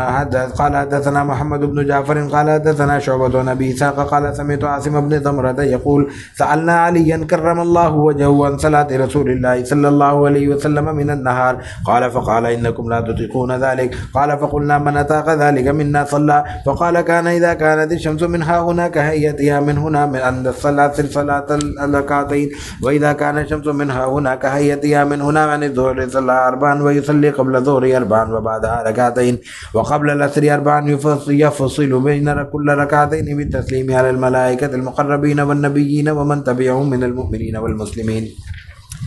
یہ یہ حضرت علی کرم اللہ وجہ رضی اللہ تعالیٰ عنہ سے روایت ہے۔ محمد ابن مثنى امام ترمذی کے استاد ہیں، وہ محمد ابن جعفر سے، جعفر شعبہ سے، شعبہ اسحاق سے، وہ عاصم ابن ضمرہ سے نقل کرتے ہیں۔ عاصم ابن ضمرہ کہتے ہیں میں نے حضرت علی سے پوچھا، اب سوال جواب کا ذرا ٹون دیکھیے، سألنا علی کرم اللہ وجہہ عن صلاۃ رسول اللہ من النہار، ہم نے حضرت علی کرم اللہ وجہہ سے پوچھا کہ حضور دن میں کتنی نمازیں پڑھا کرتے تھے، کتنی نوافل، کتنی رکعتیں پڑھا کرتے تھے۔ حضرت علی کیا کہہ رہے ہیں؟